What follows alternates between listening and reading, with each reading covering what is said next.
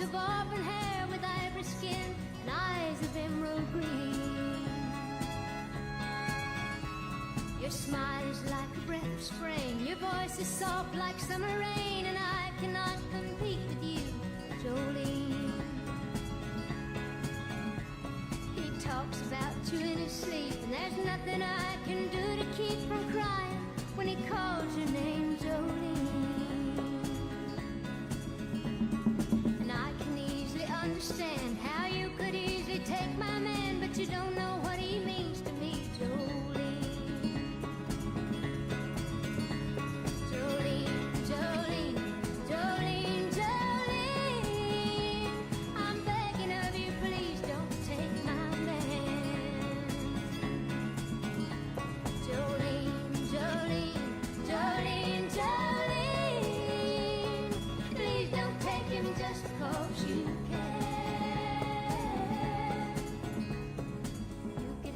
Choice of men, but I could never love again. He's the only one for me, Jolene. I had to have this talk with you. My happiness depends on you and whatever you decide to do, Jolene. Jolene,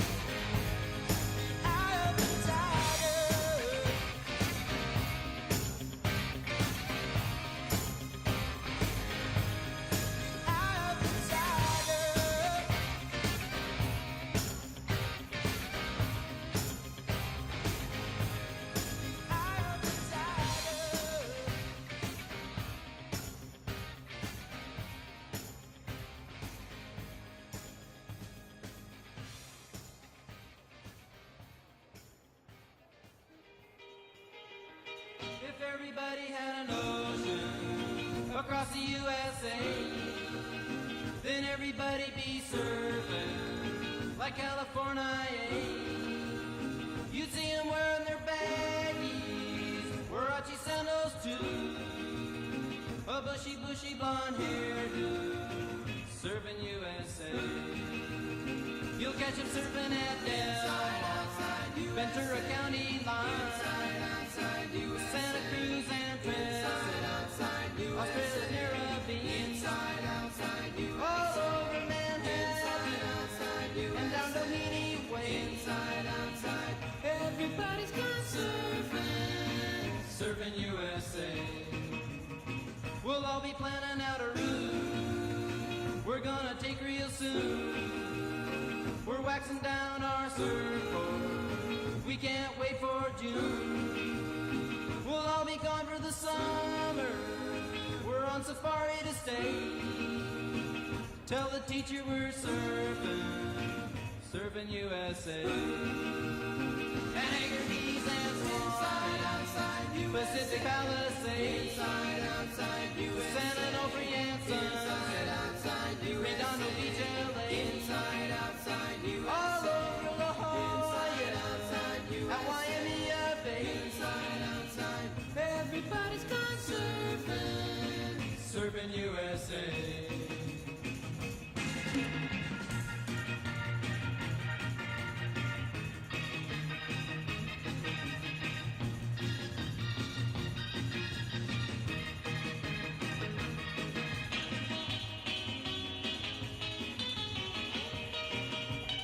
Everybody's gone surfing, surfing USA. Everybody's gone surfing, surfing USA. Everybody's gone surfing, surfing USA.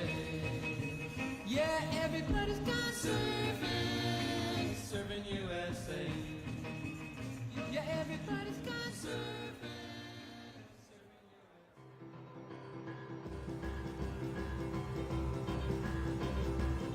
Come on over, baby, whole lot of shaking going on. Yes, I say come on over, baby, baby, you can't go wrong. We ain't faking, whole lot of shaking going on. Well, I say come on over, baby, we got chicken in the corner. Woo, huh? Come on over, baby, well, I got the bull by the horn. We ain't faking, whole lot of shaking going on. Yeah, I said shake, baby, shake. I said shake, baby, shake. I said shake it, baby, shake it.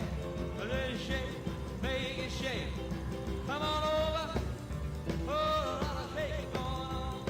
Oh, let's go.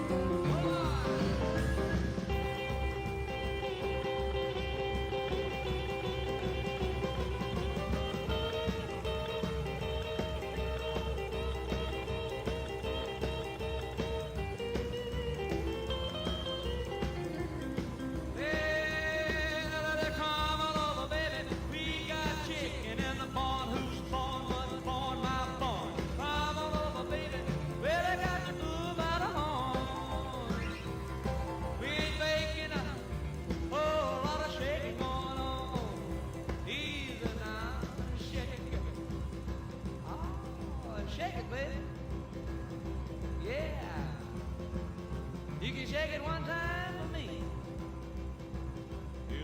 Has to come over, baby. Oh, a lot of shaking going on. Now let's get real low one time now. Shake, baby, shake. All you gotta do, honey, is kind of stand in one spot. Wiggle around just a little bit. And that's what you got. Yeah. Baby, oh, a lot of shaking going on. Now let's go one time. Shake it, baby, shake it. Shake it, baby, shake it. Ooh, shake it, baby. Come on, baby, shake it, baby, shake it. Come on over,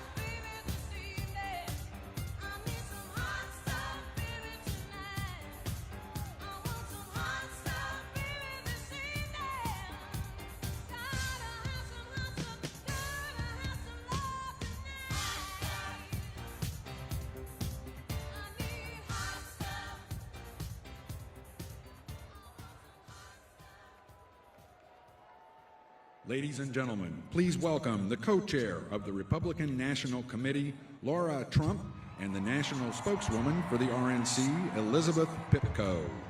We voted Trump and Bears, baby. America needs saving. America needs saving. We voted Trump and Bears, baby. November 5th, we going crazy. November 5th, we going crazy. Red pill poppin', swerving in the trunk. Republican 4G, Antifa knows what's up. Red, white, and blue, MAGA nation. Throw it up. Black, white, and brown, all wanna vote Trump. Democrat Party gon' take your freedom. Indicting our president cause they can't beat it. The two-tier justice system. Put America first, we the big. MJB, MJB. MJB, MJB. MJB, MJB. Let's go, Brandon. Sing it. We voted Trump and Bears. Hello, Pennsylvania!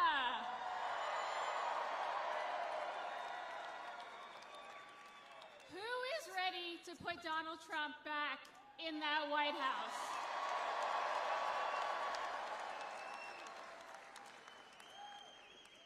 I am so excited to be here with you all right now. Let me tell you, for those who don't know me, my name is Elizabeth Pipco, and I have had the honor for the last 6 months of being the spokeswoman for the GOP, and the even greater honor for the last 8 years of being one tiny member of Team Trump.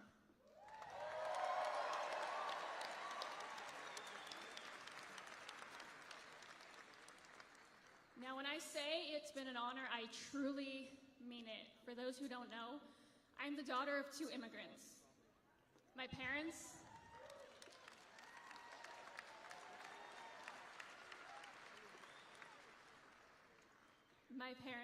came here from the former Soviet Union with $90 each in their pockets, definitely never imagining that this would be their daughter's life one day.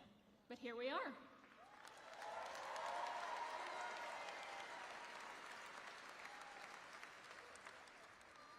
I remember as a little girl sitting on my grandfather's lap, who I hope is smiling down on me and all of us right now.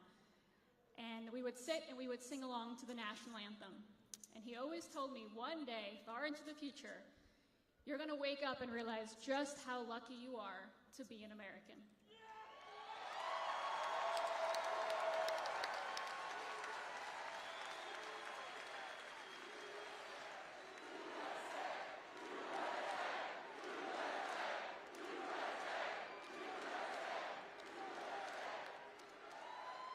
I think it's safe to say I feel pretty darn lucky right now.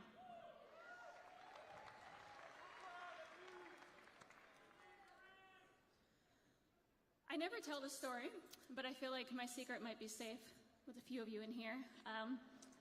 When I was growing up, I was a competitive athlete. I thought I was going to go to the Olympics one day, and then I got injured and I lost my dream. I was a broken, lost 19-year-old girl in early 2015, when my little brother, my absolute best friend and the smartest person on the planet, came to me and said, I have 2 things to tell you. Number 1, I just heard a rumor that Donald Trump is going to run for president. If that happens, he will in fact be the next president of the United States.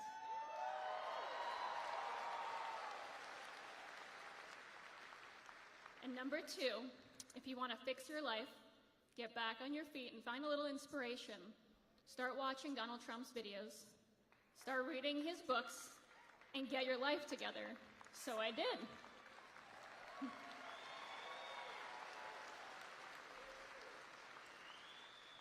A year later, I started volunteering for the 2016 Trump campaign.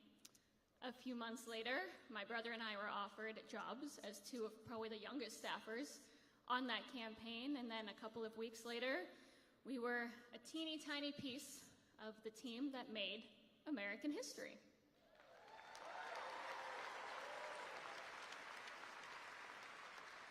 And tomorrow, I very much look forward to standing right by my little brother's side and watching Donald Trump make American history once more.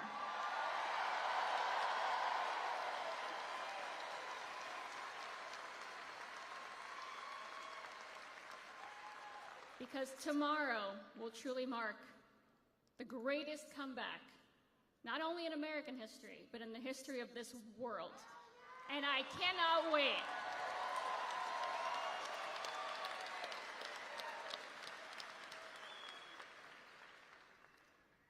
You know, Donald Trump doesn't get enough credit for everything he's done.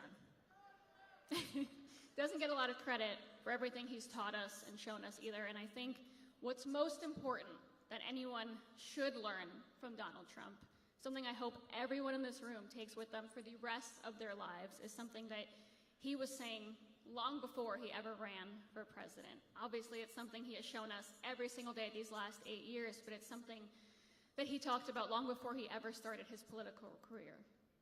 No matter what hits you, no matter what obstacles you overcome, no matter what comes your way, you can never, ever, ever give up.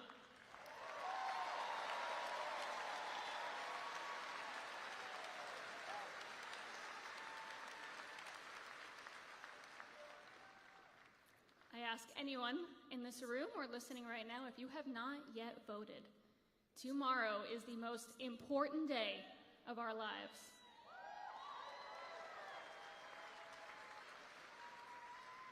We have one chance to save our country, the single greatest country on the face of the earth.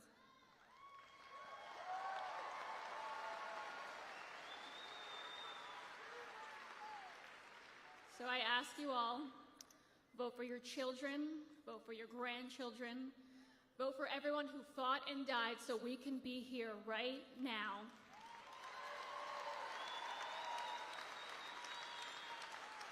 And vote for those around the world who, like my parents at one point in their lives, looked to this country and to all of us in this room as the beacon of light that we all are.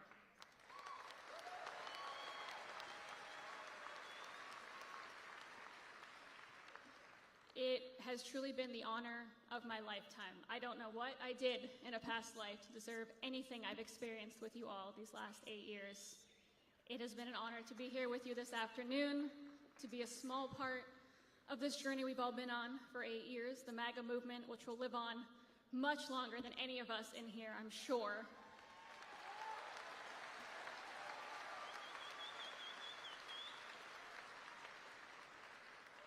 And it's, of course, my great honor to introduce to you all a woman who needs absolutely no introduction.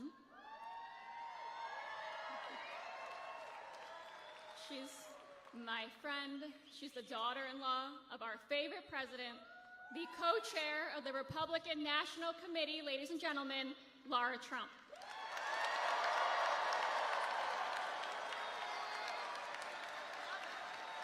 What's up, Pennsylvania?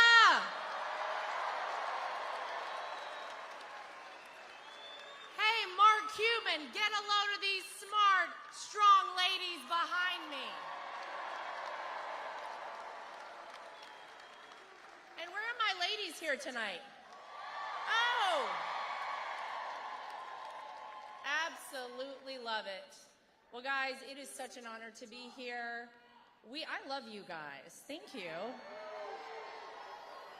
Guys, we're 24 hours away from making sure we send a loud and clear message to the mainstream media, to Hollywood, to the establishment, to the Democrats, that it is not them, but we, the people, who are in charge of this country.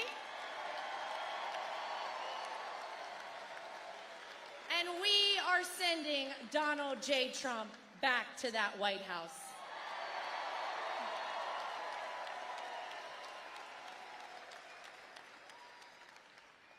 I almost can't believe that tomorrow is it, right? I mean, we've been thinking about this for so long, and we're 24 hours away. I mean, this has really been such an incredible ride for the past 9 years of my life. I am so honored to have the last name Trump and be part of this family, something I promise you I never in a million years imagined. I'm also incredibly honored to be your co-chair of the RNC. And in case nobody noticed, We're not going to have any cheating in this election this time around.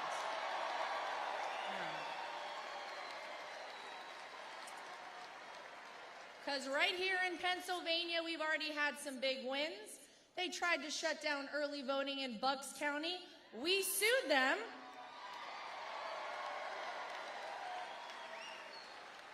And we got 3 extra days for you folks in the great Commonwealth of Pennsylvania to get out and vote early. And we have a very simple message. It's very clear. Don't cheat in our elections, because if you do, we will find you, we will track you down, and we will prosecute you to the full extent of the law. That's simple.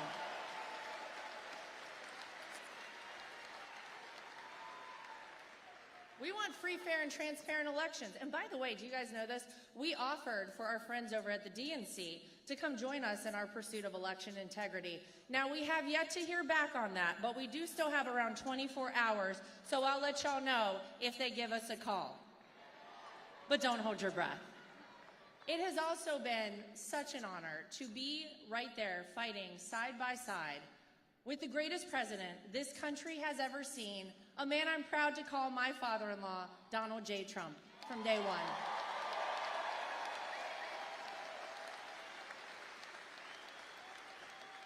But you guys probably feel this way too. Isn't it a little bit bittersweet? Like, we're 24 hours away. Guys, we have lived history. Let's face it, there's never going to be another Donald Trump, right? A guy who controlled them so hard, they're mad about him working at McDonald's. A week later, he trolls them so hard, he's driving a garbage truck to a rally in Wisconsin. There'll never be anything like this again. It's absolutely incredible. And so I've kind of been trying to figure out, how do I really feel right now? Because this is such a big day tomorrow, but it is a little bit bittersweet. And I also think about the fact that Donald Trump never needed this job, guys. Remember that, right? He had fame, he had fortune, and if you wondered if he had fortune, he would tell you he had fortune, right? He was a household name. Everybody knew Donald Trump. But there's a very famous Oprah Winfrey interview back in the 80s, when she famously asked Donald Trump, would you ever run for president of the United States? And you know what he told her? He said, only if things got so bad, I felt I had no other option. Only if the country needed me. Well, guess what?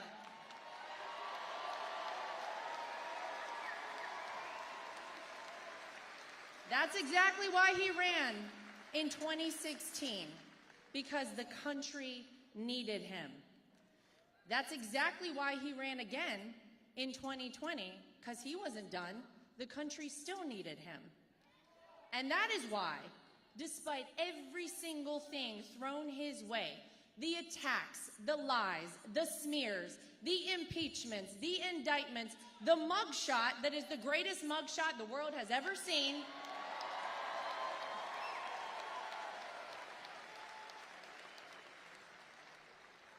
even an assassin's bullet, Donald Trump said, I am not done because this country needs me.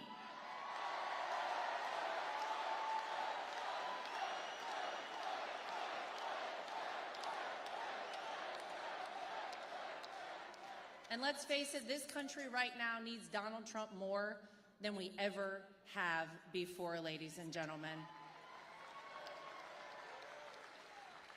That's why tomorrow is such a big deal. Now, can I get a show of hands? Who in here voted early in Pennsylvania? Okay, now I love that. But here's what else I love. The rest of y'all that didn't raise your hands, tell me who's voting tomorrow here in Pennsylvania. You absolutely love to see it. I got to tell you guys something. The Democrats are getting a little nervous right now. Have you noticed? The vote totals aren't really checking out for them in some of these states in the early voting, because we have absolutely killed them in the early vote totals all across the country. So get ready for tomorrow. And when you guys go out tomorrow, now you know not to go empty-handed. Pick up your friends, pick up your family, your dentist, your pediatrician, your veterinarian. I don't care. If you got to buy them a sandwich or mow their lawn, do it if they're going out to vote for Donald Trump and you take them to vote with you tomorrow, okay? Can we do that? So listen, as bittersweet as this kind of is for all of us in the Trump family, this is also very exciting because what I've come to realize and what I think we're all feeling right now in this country is that tomorrow is not the end. Tomorrow is the beginning. Yeah. It's the beginning of a new era in the United States of America, and I'm going to make a prediction right now. Despite all that this man has had against him, despite how much they've attacked him and fought against Donald Trump, it will be Donald J. Trump who unifies this country, who brings us back together, and finally restores the American dream for the United States of America.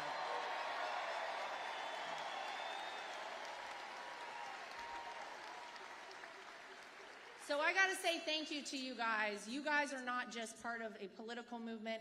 You are part of our family. We love you. Thank you from the bottom of our hearts for everything, for the support, for the love, for the prayers. We have all felt them time and time again. And we are so appreciative. We love you too. Thank you. And so I want you guys to remember this.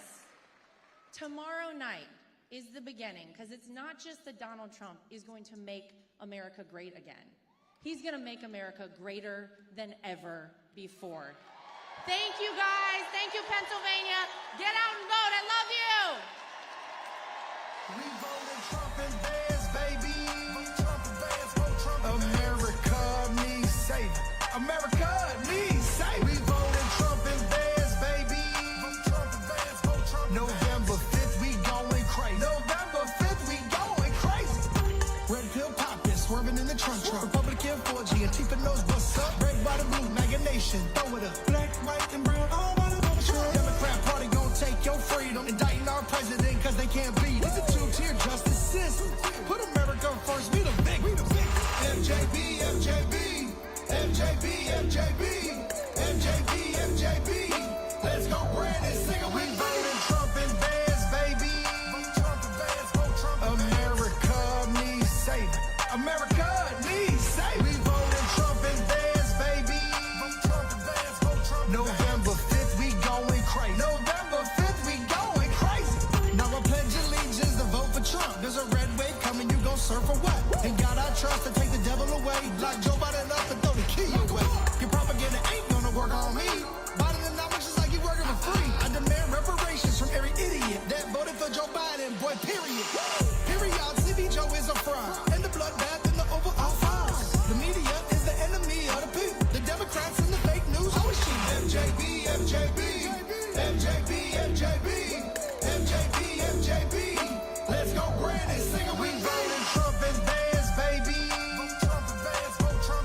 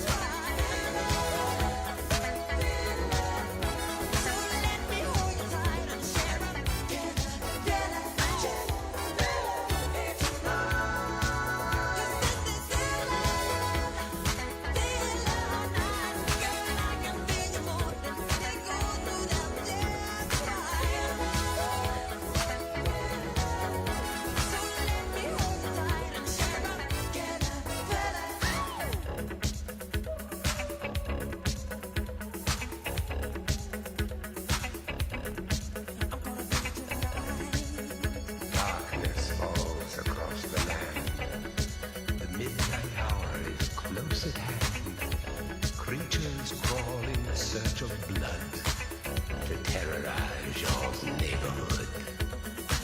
And whosoever shall be found without the soul for getting down must stand and face the hounds of hell and rot inside a corpse's shell.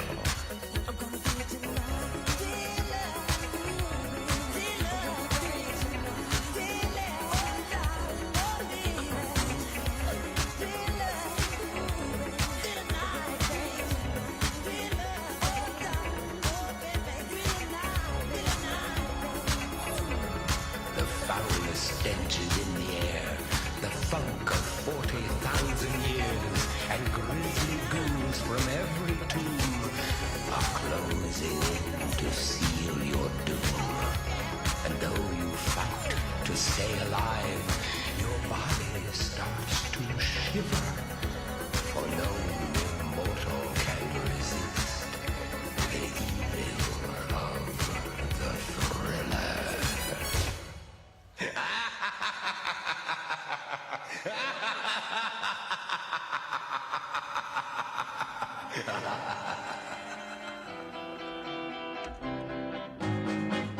Hold me close, hold me tight, make me thrill with delight. Let me know where I stand from the start. I want you, I need you, I love you with all my heart. Every time that you're near, all my cares disappear. Darling, you're all that I'm living for. I want you, I need you, I love you more and more. I thought I could live without romance until you came to me. But now I know that I will go on loving you eternally. Won't you please be my own? Never leave me alone, 'cause I die every time we're apart. I want you, I need you, I love you with all my heart. Well, I thought I could live without romance until you came to me. But now I know that I will go on loving you eternally. Won't you please be my own? Never leave me alone, 'cause I die every time we're apart. I want you, I need you, I love you with all my heart.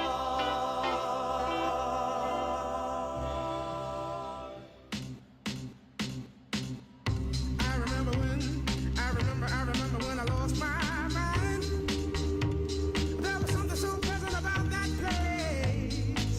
Even your emotions have an echo in so much space. And when you're out there, without care, yeah, I was out of touch. But it wasn't because I didn't know enough. I just knew too much. Does that make me crazy? Does that make me crazy? Does that make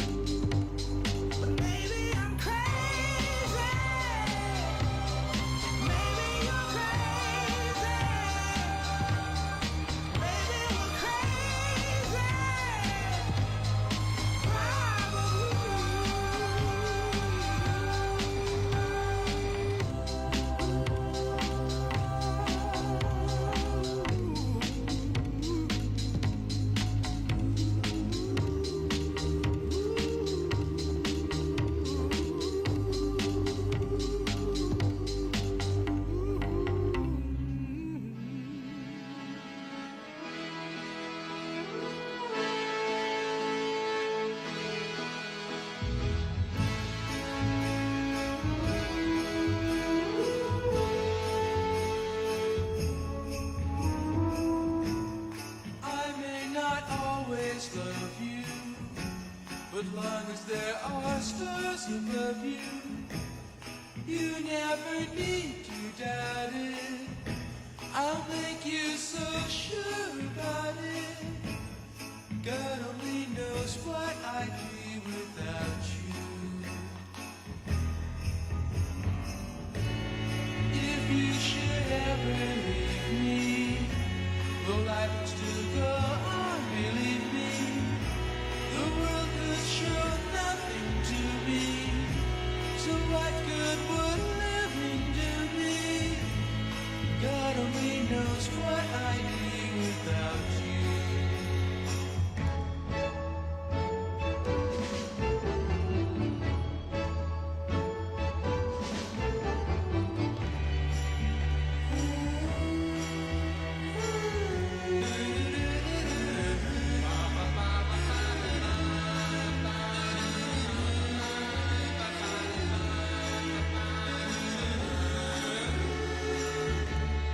God only knows what I'd be without you.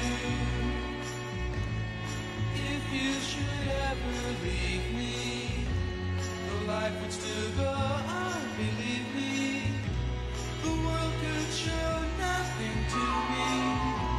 So what good would living do me?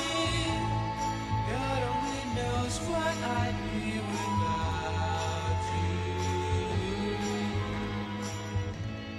God only knows what I'd be without. God only knows what I'd be without. God only knows what I'd be without. God only knows what I'd be. God only knows what I'd be without.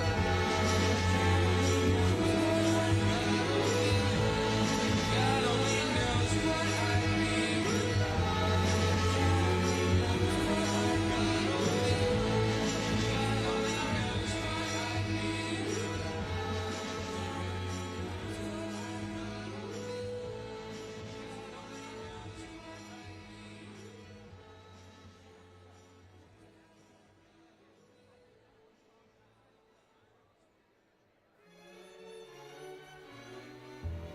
Heavenly shades of night are falling.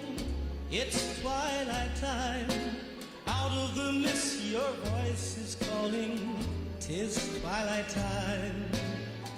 When purple-colored curtains mark the end of day, I'll hear you, my dear, at twilight time. Deepening shadows gather splendor as day is done. Fingers of night will soon surrender the setting sun. I count the moments, darling, till you're here with me. Together at last at twilight ride.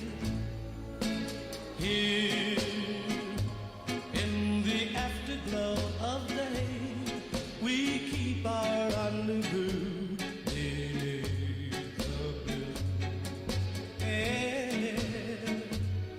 In the sweet and same old way, I fall in love again as I did then. Deep in the dark, your kiss will fill me like days of old, lighting the spark of love that fills me with dreams untold. Each day I pray for evening just to be with you. Together at last at twilight time. Here in the afterglow of day, we keep our rendezvous beneath the blue. Here in the sweet and same old way, I fall in love again as I did then. Deep in the dark, your kiss will thrill me like days of old, lighting the spark of love that fills me with dreams untold. Each day I pray for evening just to be with you. Together At last at twilight time, together at last at twilight time.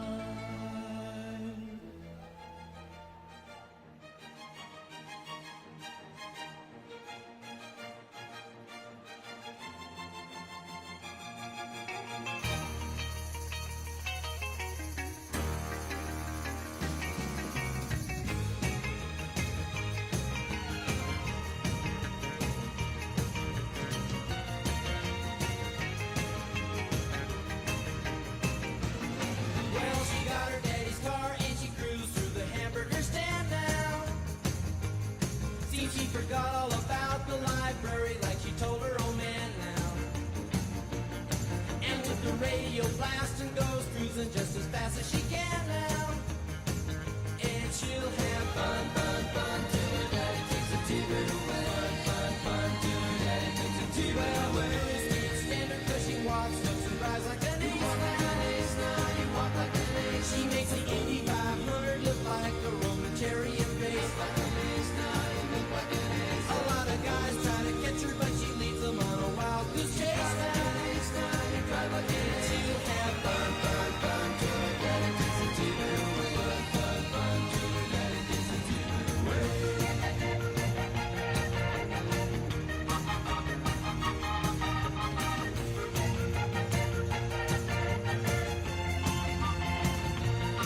Well, you knew all along that your dad was getting wise to you now. Now you shouldn't have lied. And since he took your set of keys, you've been thinking that your fun is all through. You shouldn't have lied. Now you shouldn't have lied. But you can come along with me 'cause we got a lot of things to do now.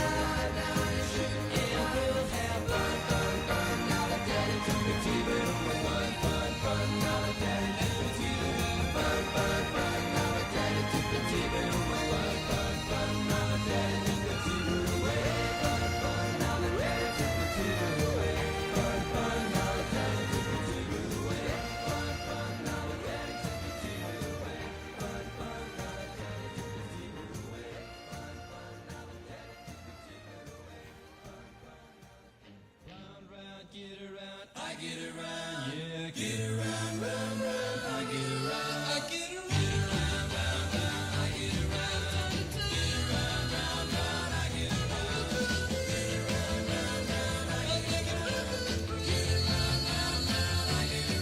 I'm getting bugged driving up and down the same old strip. I gotta find a new place where the kids are hip.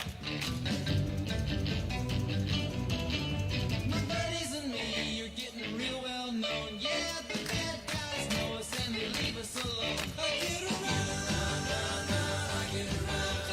Get around, round, round, I get around. Get around, round, round, I get around. Get around, round, round, I get around. I get around. Get around, round, round.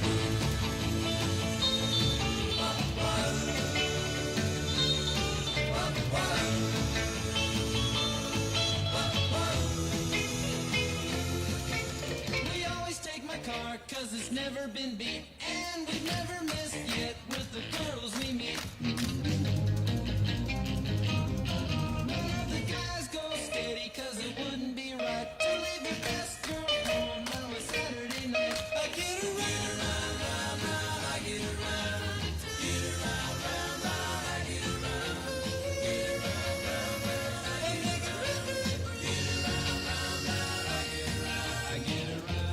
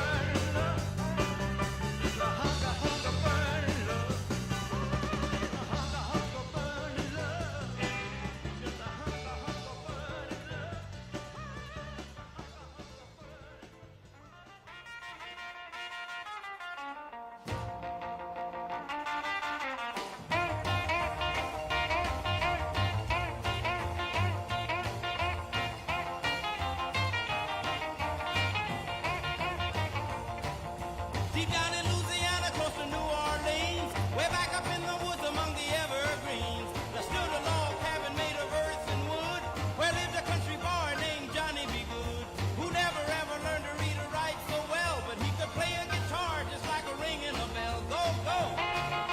Go, Johnny, go, go! Go, Johnny, go, go! Go, Johnny, go, go! Go, Johnny, go, go!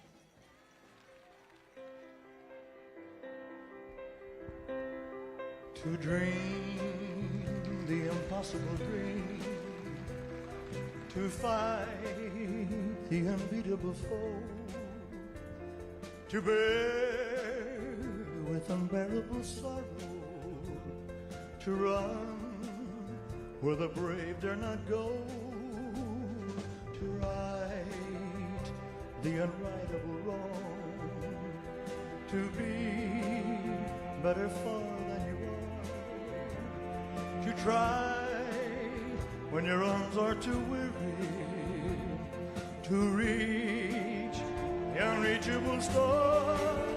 Oh, this is my quest, to follow the star, no matter how hopeless, no matter how far, to fight for the right without question or pause, to be willing to march into hell for a heavenly cause. And I know if I'll only be true to this glorious quest, and my heart will lie peaceful and calm when I'm laid to my rest.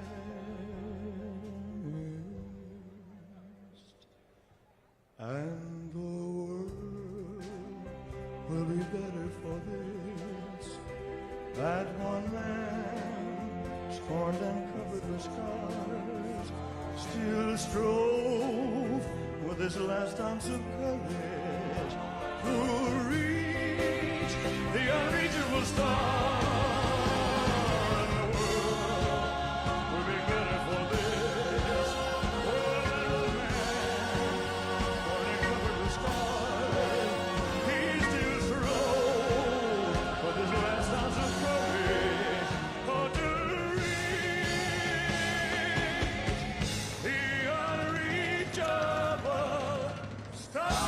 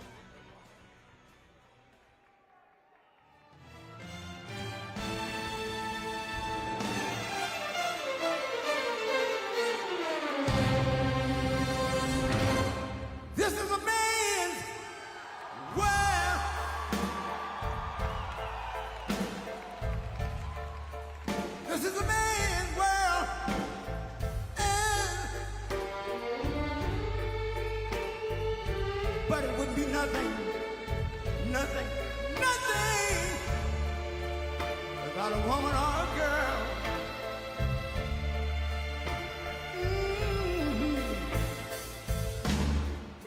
You see, man made the car, it takes us over the road. Man made the train, carry the heavy load. Man made the electric lights,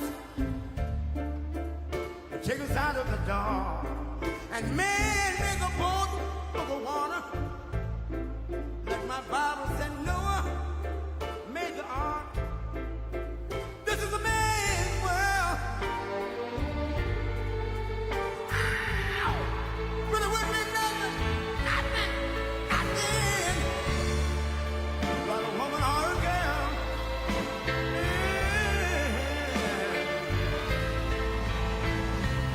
L'uomo rincorre il potere, ma lui non sa. E il grande inizia ad essere come si parla.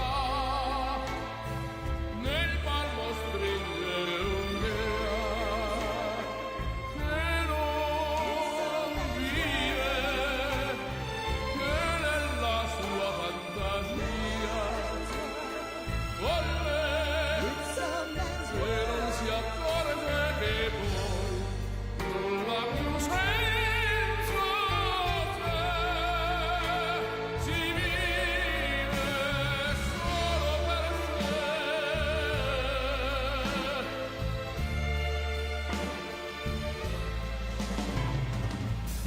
Man thinks about a little bit of baby girls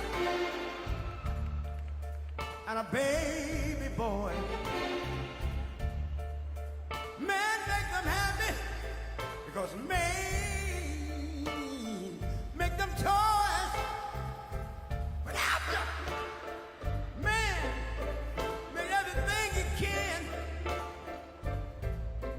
Man made lira, pesos, dollars, rubles, and buy from every good woman and every man. Ow! This is a man's world. Senza te But it wouldn't be nothing. solo per sé, solo per sé. He's lost in the wilderness. Please welcome from Florida, Senator Marco Rubio.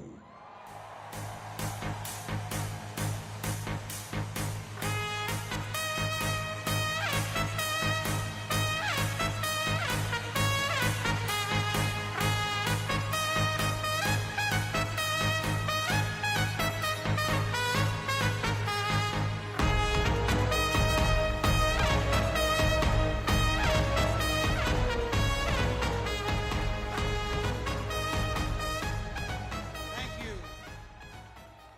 Thank you. Thank you. In a few moments, you're going to hear from the 45th and soon to be 47th President of the United States.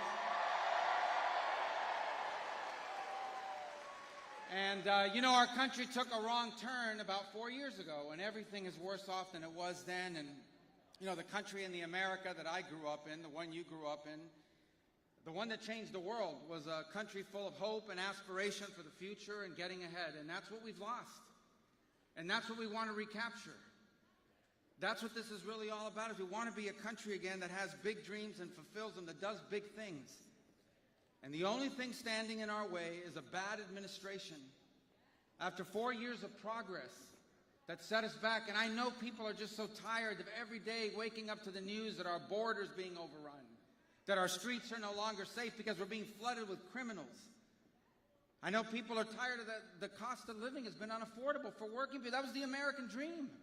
If you work hard and you're willing to work hard, you can get ahead, you can leave your children better off than yourself. And there are millions of people today that are doubting it or are finding it impossible because of the the insane policies of the current administration. And so what this election is about more than anything else is fixing those problems so that we can once again have the great country that we inherited from our parents and our grandparents.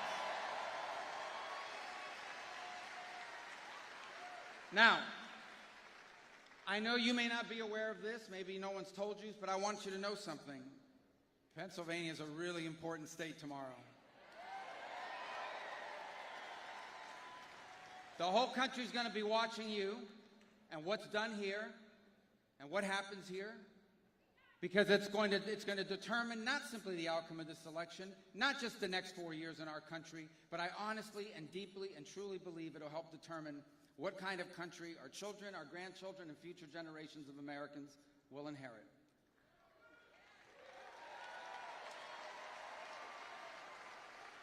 If I may briefly, with your permission, I want to say a few words in Spanish. Aquí Latino.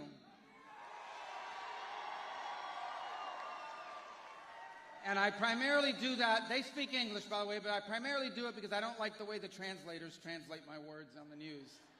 I prefer my translation. I speak Spanish, but I mostly speak Cuban, which is different. Pero los boricuas me van a entender y los dominicanos también. Aquí hay dominicano y boricua. Mira, mis padres llegaron aquí en el año 56 a los Estados Unidos, no tenían absolutamente nada. Mi papá era un bartender, mi mamá limpiaba casas, limpiaba en hoteles, trabajó de cajera.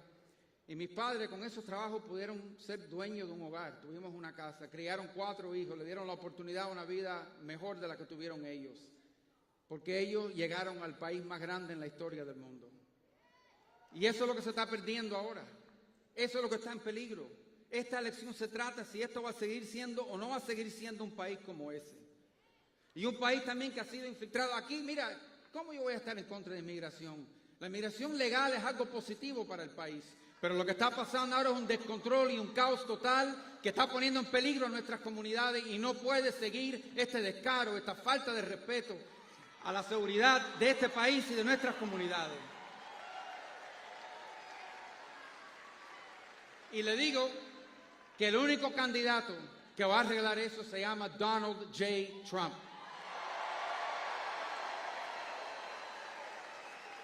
El único candidato que va a decir que a la hora de adelante ustedes van a ser su prioridad. No mandar trabajos a otros países, no mandar a factorías a otros países, no preocuparse de las necesidades de personas de otros países, incluso criminales que vinieron. Estos son criminales no porque son inmigrantes, son criminales porque eran criminales en sus propios países y ahora quieren venir aquí a destrozar comunidades y amenazar al pueblo.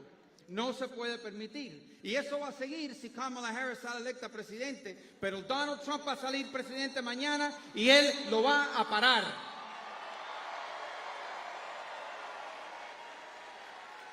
All right. Spanish sounds more passionate, right? Be honest, it sounds more, you know. But I basically told them the exact same thing. My parents came here from Cuba in 1956. My dad was a bartender, my mom was a maid. They never made a lot of money, but you know what? Working as a bartender and a maid, they owned a home, they retired with dignity, and they left all 4 of their children better off than themselves. That's called the American dream, and we're going to bring it back.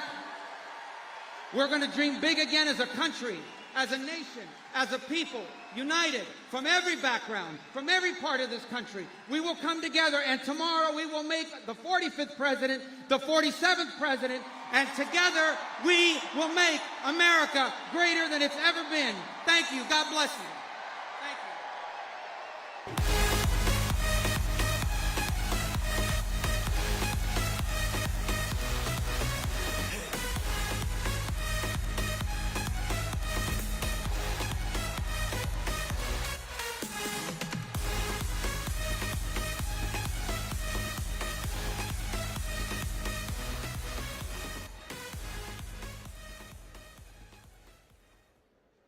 Ladies and gentlemen, please welcome from Arkansas, Governor Sarah Huckabee Sanders.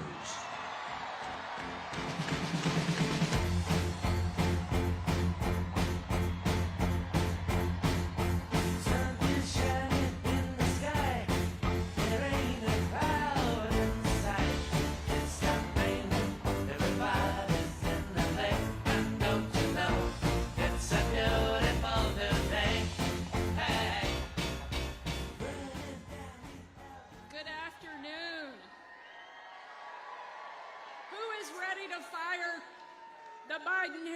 administration and bring Donald Trump back to the White House.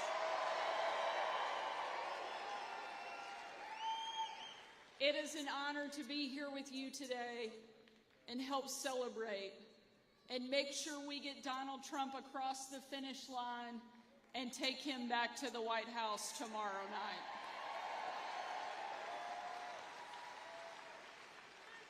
When the president hired me as the press secretary, I was the very first mom and only the third woman to hold that job.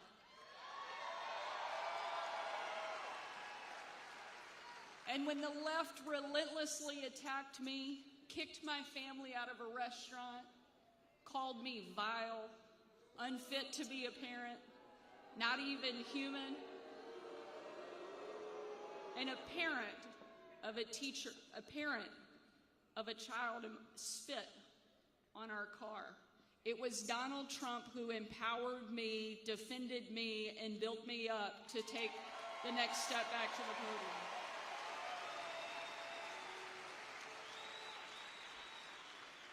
The left loves to talk about empowering women, but they can't do that when they can't even tell you what a woman is.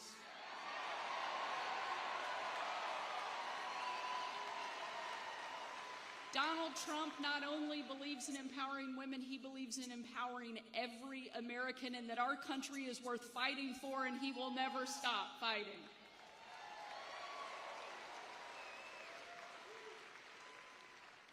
Over the course of the 2.5 years that I worked alongside and for the president, I traveled with him all over the world.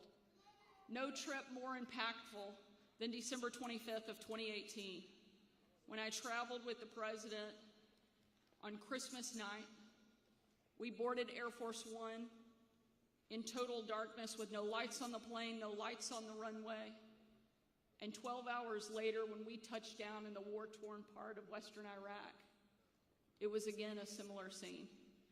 No lights on the plane, no lights on the runway. The only light you could see was coming from a dining hall where hundreds of troops had packed in. Absolutely no idea that the President of the United States was about to walk into the room.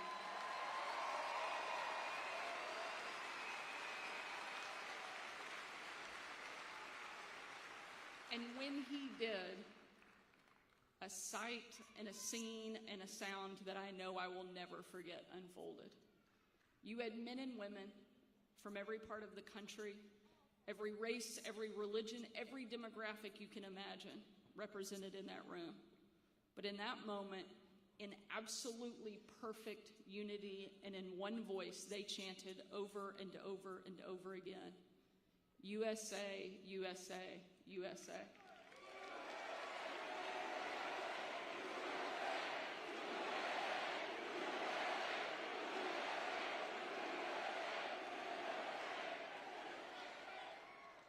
It was an absolutely perfect picture of what makes America so incredible. Men and women willing to put everything on the line so that you and I can live free in the greatest country that the world has ever known.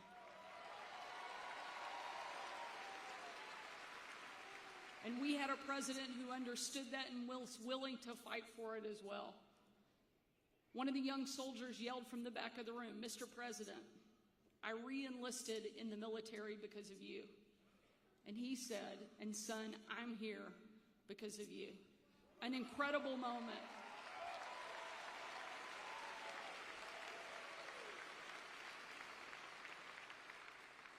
This is a president who loves our country, who will never stop fighting for our country.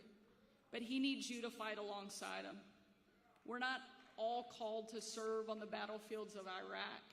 We're not all called to run for office, but every single one of us has a part to play in making sure our children get to enjoy the freedom of America. And that starts right here in Pennsylvania, getting Donald Trump reelected and sent back to the White House.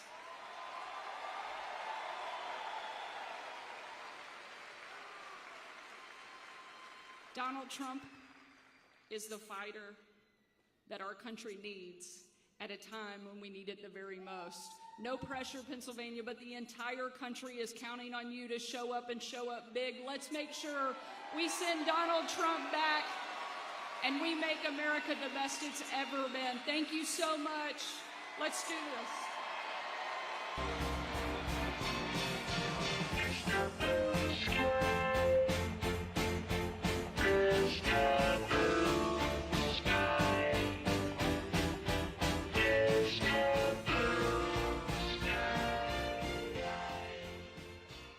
Ladies and gentlemen, please welcome Eric Trump. Less conversation, a little more action, please.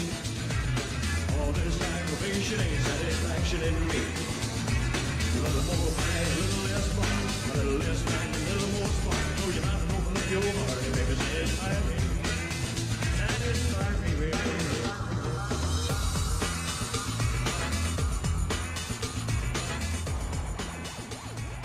Pennsylvania! Well, Donald Trump is in the house, so let's make some noise for the greatest president the United States have ever had.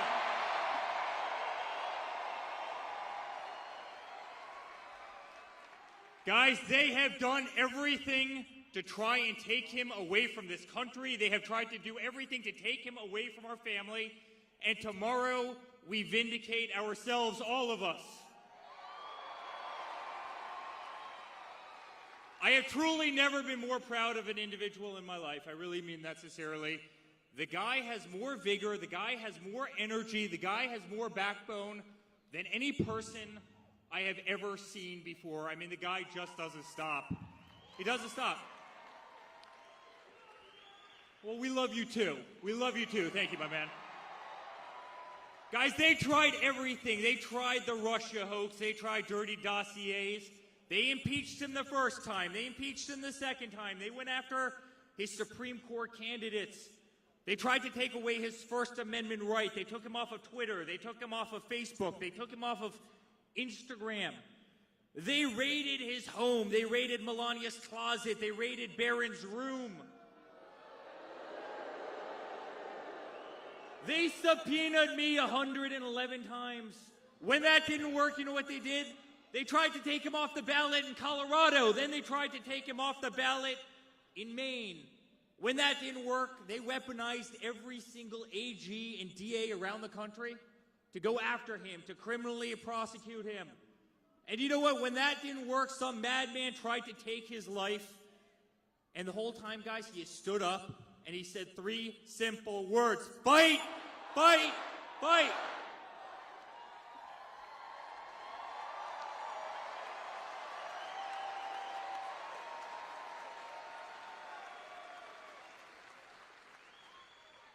You know what, guys? The fight isn't over. The fight is just beginning. Tomorrow, we take back the United States of America. We restore all the things we love: the greatest economy, the greatest constitution, love of the American flag, love of the Second Amendment, love of family, love of God.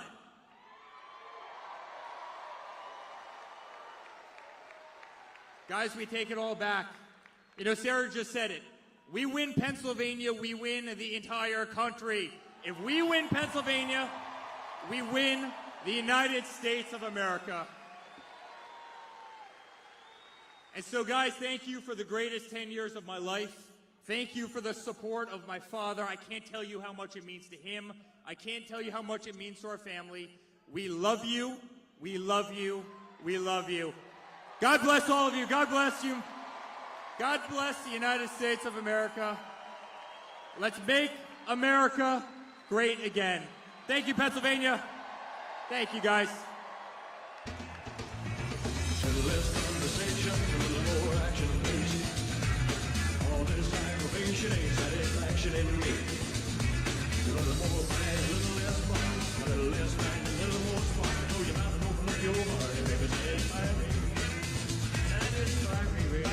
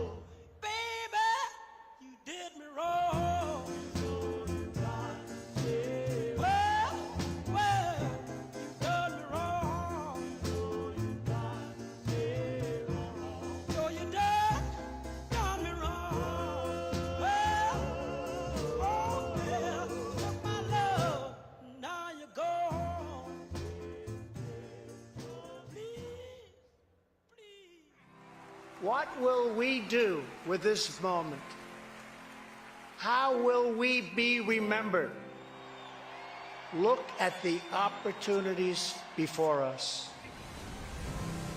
This election really isn't about the left versus the right. It's about we the people choosing our government and the choice between freedom versus tyranny. Nobody has a chronic disease burden like we have. Why are we allowing this to happen to our children? Ultimately, the only thing that will save our country is if we choose to love our kids more than we hate each other. What is going on here is deeper than politics. It is deeply spiritual. We are being called to rise above the hatred and the fear and the evil. We need to remember above and beyond that we must love our neighbors, that we must treat other people as we hope to be treated. You want to be a rebel? You want to be a hippie? You want to stick it to the man? Show up on your college campus and try calling yourself a conservative. America is going to reach heights that it has never seen before. The future is going to be amazing!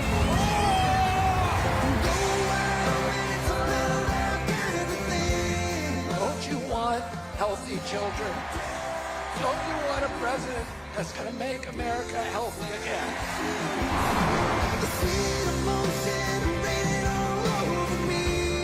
I come to you today as a former Democrat. I will be a first-time Trump voter tonight.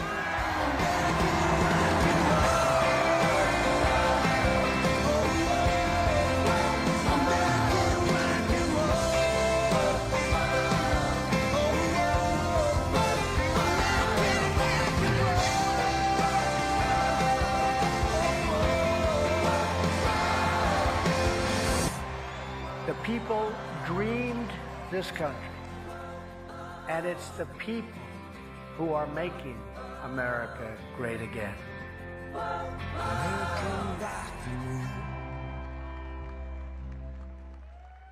Ladies and gentlemen, please welcome the next president of the United States, President Donald J. Trump. And I'm proud to be an American, where at least I know I'm free.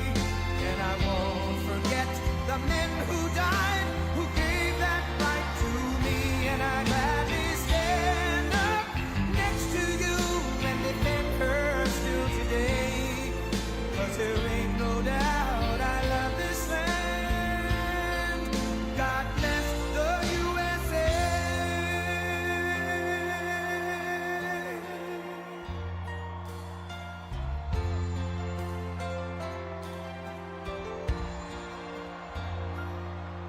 From the lakes of Minnesota to the hills of Tennessee, across the plains of Texas, from sea to shining sea, from Detroit down to Houston and New York to LA, where there's pride in every American heart, and it's time we stand and say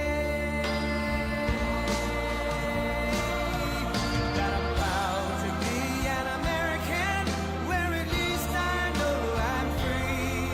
And I won't forget the men who died, who gave that right to me. And I gladly stand up next to you and defend her still today. 'Cause there ain't no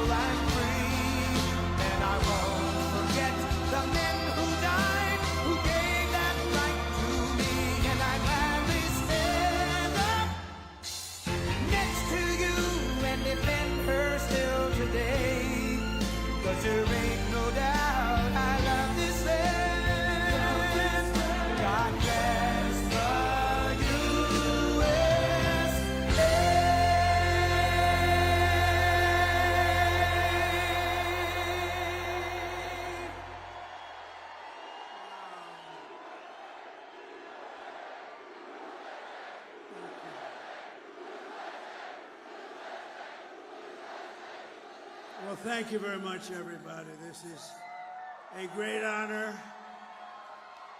We're on the 2-yard line, not the 5-yard line. 2 days ago, we were at the 5, now we're at the 2. But we have to turn out and vote tomorrow. We're going to vote. But we're right there, and then we're going to do something, a term you've never heard of, make America great again. That's what we're going to do. So hello to Pennsylvania, a very special place. I went to school here, as you know. I spent a lot of time here, have a lot of friends here, and I'm thrilled to be back in this beautiful Commonwealth with thousands of proud, hardworking American patriots. Great people. Great people.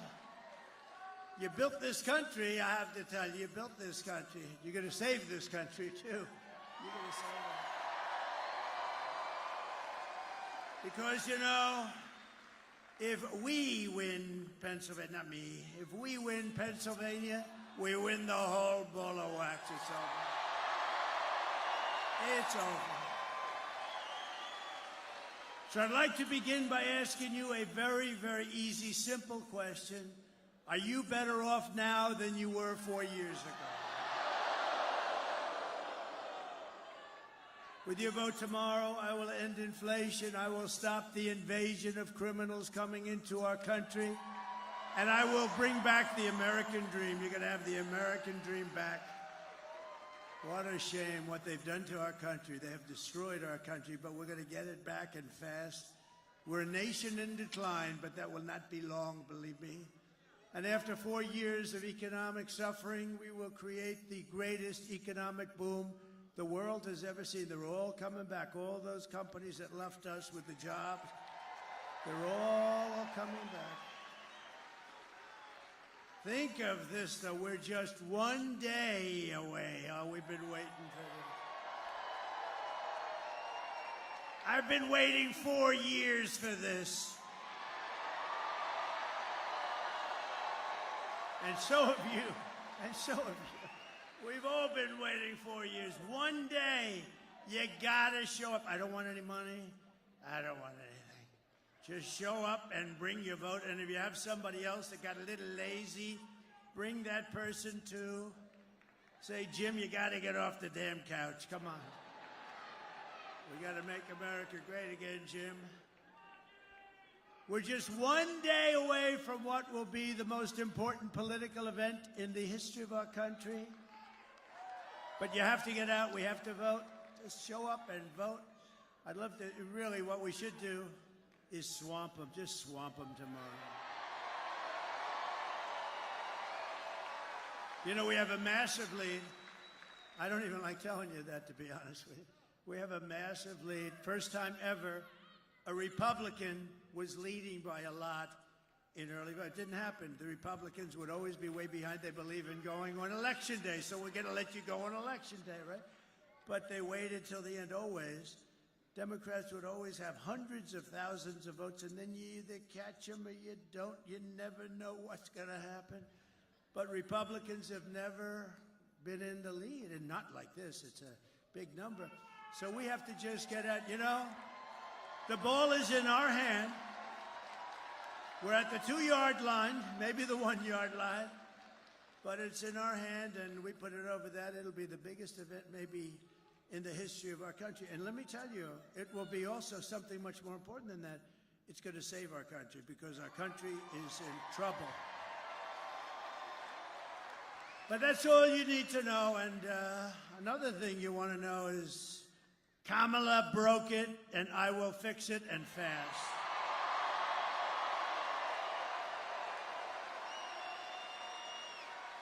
America will be bigger, better, bolder, richer, safer, and stronger than ever before. This election is a choice between whether we will have 4 more years of gross incompetence and failure. That's what it was, 4 years of gross. Nothing good happened. What good happened? They cheated in their numbers. You saw last week they cheated on all their economic. We're in like a depression territory. I'll give you a little advance notice, 12,000 jobs. When did you hear that? That's like for Walmart. That's not for us. That's not for a country. It's 250, 300, 400, 100, 12,000. We lost hundreds of thousands of manufacturing jobs over the last month. Think of that. It's going to be that, or whether we will begin the 4 greatest years in the history of our country. We're going to make these unbelievable years, and we're starting from a negative. You know, we're starting from like about 15 yards off the field. We're not starting at the 20. We're starting from 15 yards off the field. And speaking of football, maybe we can get the NFL to drop that ridiculous kickoff set. What the hell are they doing? What is that? I watched the game the other day. I said, what the hell happened? They just kicked off and nobody moved. Oh, well, that's up to them. This will be the golden age of America. Tomorrow, it's a beautiful term, isn't it? I was saying before, I was just proofing and reading and studying and all that stuff, and what a beautiful term, the golden age. We're going to be in the golden age. Won't take long.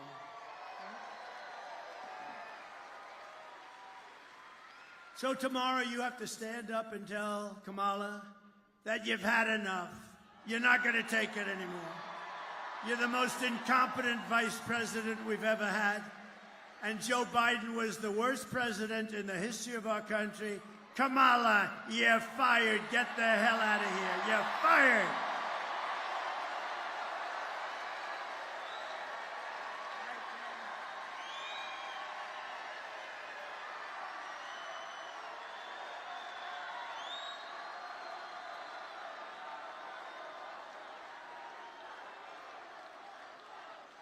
This is a hell of a nice place. Thank you. With your vote, we're going to win Pennsylvania, and we're going to defeat Kamala and those radical left, what they're doing to our country. Crazy Nancy Pelosi, what's about her? She has Visa stock, a big position. You know, she started off with nothing. Now she's worth $200 million. How did that happen? So she has Visa stock, and she sells her stock. The day before, it was announced that Visa's under major federal investigation. I don't know. I wonder, do you think she had any insider information? I don't know. It's disgrace. Honestly, she's a disgrace. They ought to throw her the hell out of Congress. We are going to make America great again, and it's going to be fast. We're going to do it fast. We'll fast track it. Over the past 4 years, Kamala has orchestrated the most egregious betrayal that any leader in American history has ever inflicted upon our people. She's violated her oath of office. She's eradicated our sovereign border and unleashed an army of gangs and criminal migrants from prisons and jails, insane asylums and mental institutions from all around the world, from Venezuela and the Congo in Africa, stealing countless American lives. And these are rough customers that are coming, much rougher than almost anybody in this room, other than the other night I had the Penn State national champion wrestling team. Think of this. They have a great coach. They've won exactly 11 out of the last 13 national championships. And I looked at these guys. They came up. I brought them up. And we were at Penn State when we did a little bit of a rally. It was a little rally that we could have sold the place out about 15 times. But we brought them up. I heard they were here, and I brought them up. And they had more muscle than I ever saw in any human being. And I looked at them and I said, you know, fellas, you may be the only ones in this room, in this country, that could take the migrants in a fight. You may be the only ones. Then I said, but they fight dirty. They use knives and guns, and they do, and they are vicious, and they're tough. And we're going to get them the hell out. We have to. Our country's being destroyed. Our country is being destroyed. Here today, there's an incredible woman who I got to know, actually, over this tragedy, Patty Morin, whose heartbreaking story is a tragic warning of what will come to every city in America. It's coming to every city. It's already there. I mean, they don't want to even talk about it, but it's coming. It's only going to get worse. And by the way, 21 million people she allowed in, open borders. We have no idea who they are, and many of them are bad. If she ever won, I hate to even mention the concept, she's incompetent. If she ever won, she would have open borders the following day after the election, and you wouldn't have 21 million people, which is a record in history. You would have 221 million people coming over the next 4 years. And you could forget about your country. You would have no chance. Patty's wonderful daughter, Rachel Morin, was a 37-year-old mom of 5 precious, beautiful children. Rachel lived in Maryland, 1,500 miles from the border. Last year, while Rachel was out on a run, she wanted to always stay in good shape. Right near her home, she was brutally raped and murdered by an illegal alien who was led into the United States by the ridiculous open borders policy of Kamala. The savage who committed this heinous crime first killed another woman in El Salvador before walking across Kamala's open border. Come in and please come in. We'd love to have you into the United States. Isn't that wonderful? He then attacked a 9-year-old girl and her mother in a home invasion in Los Angeles, beating the hell out of both of them before murdering Rachel. Patty is really special. I got to know her. We had lunch together. And she's a very great woman. She said, like, you know, look, there's nothing you can tell somebody when that happens. You can't say, oh, well, time. I don't know. Sometimes time's good. Sometimes it makes it worse. I've had them say it's worse now than it was 10 years ago. But Patty's a fantastic person. I'd love to call her up. She'll say a few words about her beautiful daughter. Please. Patty?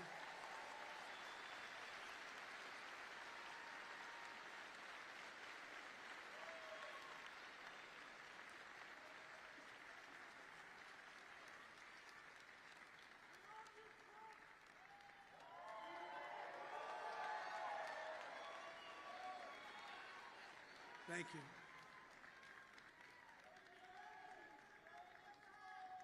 Thank you.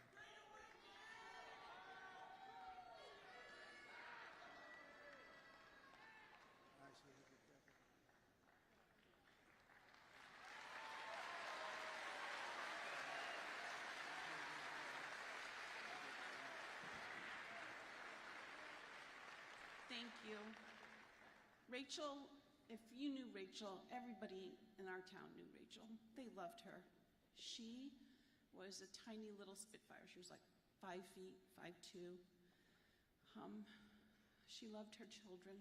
She was very dedicated to them. She was a small businesswoman. She worked very hard to support her children. She was physically active. She took very good care of herself. And after she passed away, we did a walk in our town. And we had over 2,000 people come out to the walk.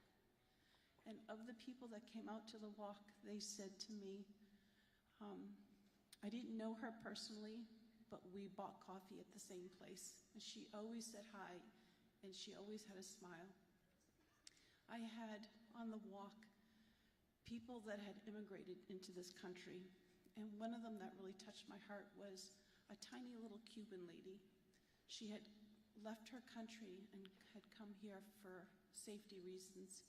She had just had 2 knee replacements, and her daughter knew my daughter, but her daughter had to work that day. So this lady with the 2 little knee replacements walked the trail for her daughter because her daughter was so impressed and so moved by Rachel. And this woman, at the end of the walk, wanted to take a picture with me and offered me $1, because that's what she had in her pocket, to help towards expenses for my daughter. I told her to take the money and take her daughter out to lunch and give her a hug. But family is the most important thing that we have.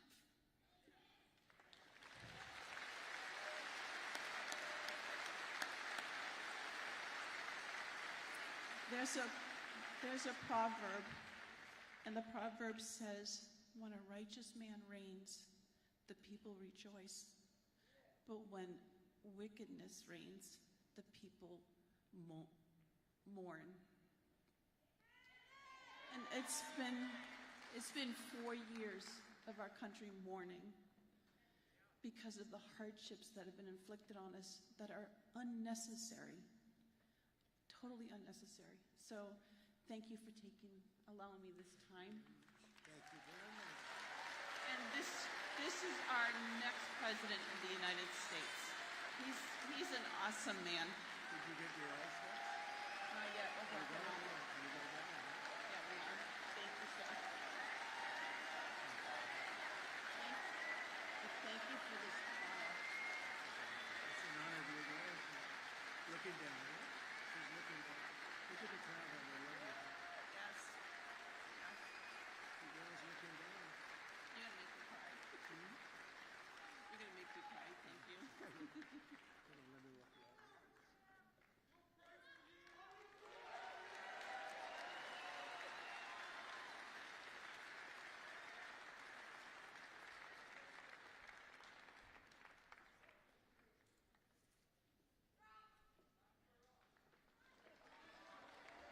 Thank you very much. Thank you, Patty. Great woman, really incredible. How do you do that? I don't know. She did something that's very hard to do. I couldn't do it, I don't think. Very hard to do what she just did, so beautifully, too.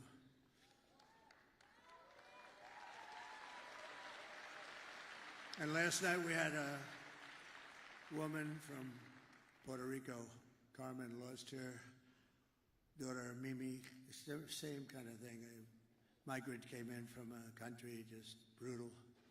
They're just killers. I mean, they don't care. Her daughter was also beautiful. And Rachel was beautiful. But a similar thing killed, and the woman got up, killed 5 days ago. And the woman got up and she just spoke.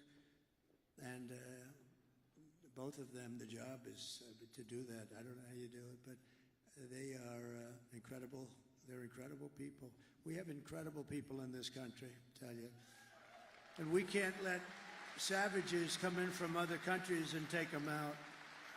We can't let these animals come in for other countries. They come in and they take them out, and then they're protected by the radical left. It's a terrible thing that's happening, and it's levels. When I was in this debate with the three people, 2.5, I figured, the 2 anchors and a half a candidate. And David Muir, when I said about, no, crime's way up. No, it's not, it's down. I said, am I debating you? And the next day, somebody at Justice Department actually likes me. They released the numbers. It was up 45%. Crime was up, way up right now. And you have a new crime that you can add. It's called migrant crime. And it's as vicious as there's ever been. It's a level of viciousness.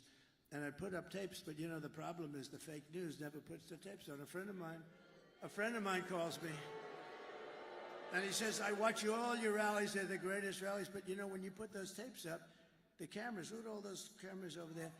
They don't have one camera that goes, and all it has to do is go an inch here, an inch here, and you have it. They don't put them on television because they don't want to see the horror show of those tapes. So I don't even bother with them anymore because it's ridiculous. Isn't it ridiculous? And you know, it would be actually better for the networks, better. I mean, you're showing things of great interest, and they're horrible to watch. They're horrible to watch. But I don't put them up anymore pretty much because they won't put them on. They won't move the camera an inch and an inch. Isn't that terrible? You know why? Because it's fake news.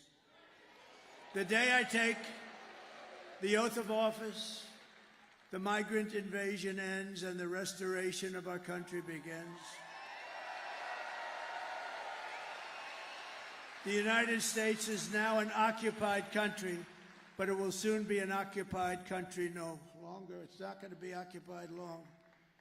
If you had the tapes, you'd see where they take over apartment complexes in Aurora, Colorado. I hope Colorado votes. You know, Colorado, the governor, is a weak, ineffective guy. He's a radical left lunatic, and he's petrified of the people. It's a gang from Venezuela, very nasty, along with MS-13. They're probably the 2 worst gangs. They're vicious. He doesn't know what to do. All talk, you know, they're all talk. And yet when I was the leading candidate and we're going through the country like easily, routinely, he decided that he's going to try and take me off the ballot That doesn't sound very democratic, does it? You know, they always say, he's a threat, me. I'm a threat to democracy. I'm the one that's saving democracy, just so you know.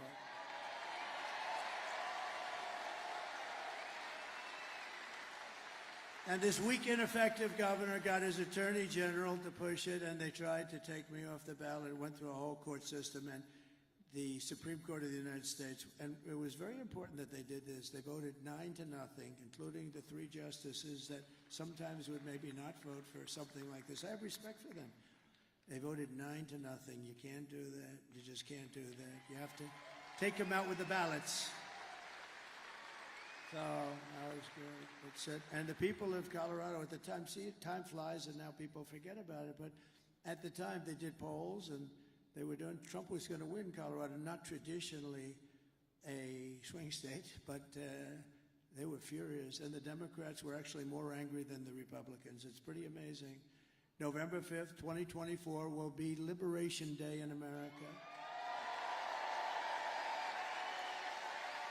And on day one, I will launch the largest deportation program of criminals in American history. We're going to get them out. We have to. Dwight Eisenhower has the record. He was a very moderate kind of a guy. He was a good general. He's a good president, too, better than a lot of people think. He built the interstate system, did a good job, but he hated the concept of people pouring into our country, and he has the record, but we're going to unfortunately beat the record. It's not something I want to do. But this is not sustainable by any country. They're taking over your towns, your schools, your hospitals. Springfield, Ohio, 52,000 people in the town. They dropped 30,000 migrants into the town. And now they can't use their hospitals. They can't use their school systems.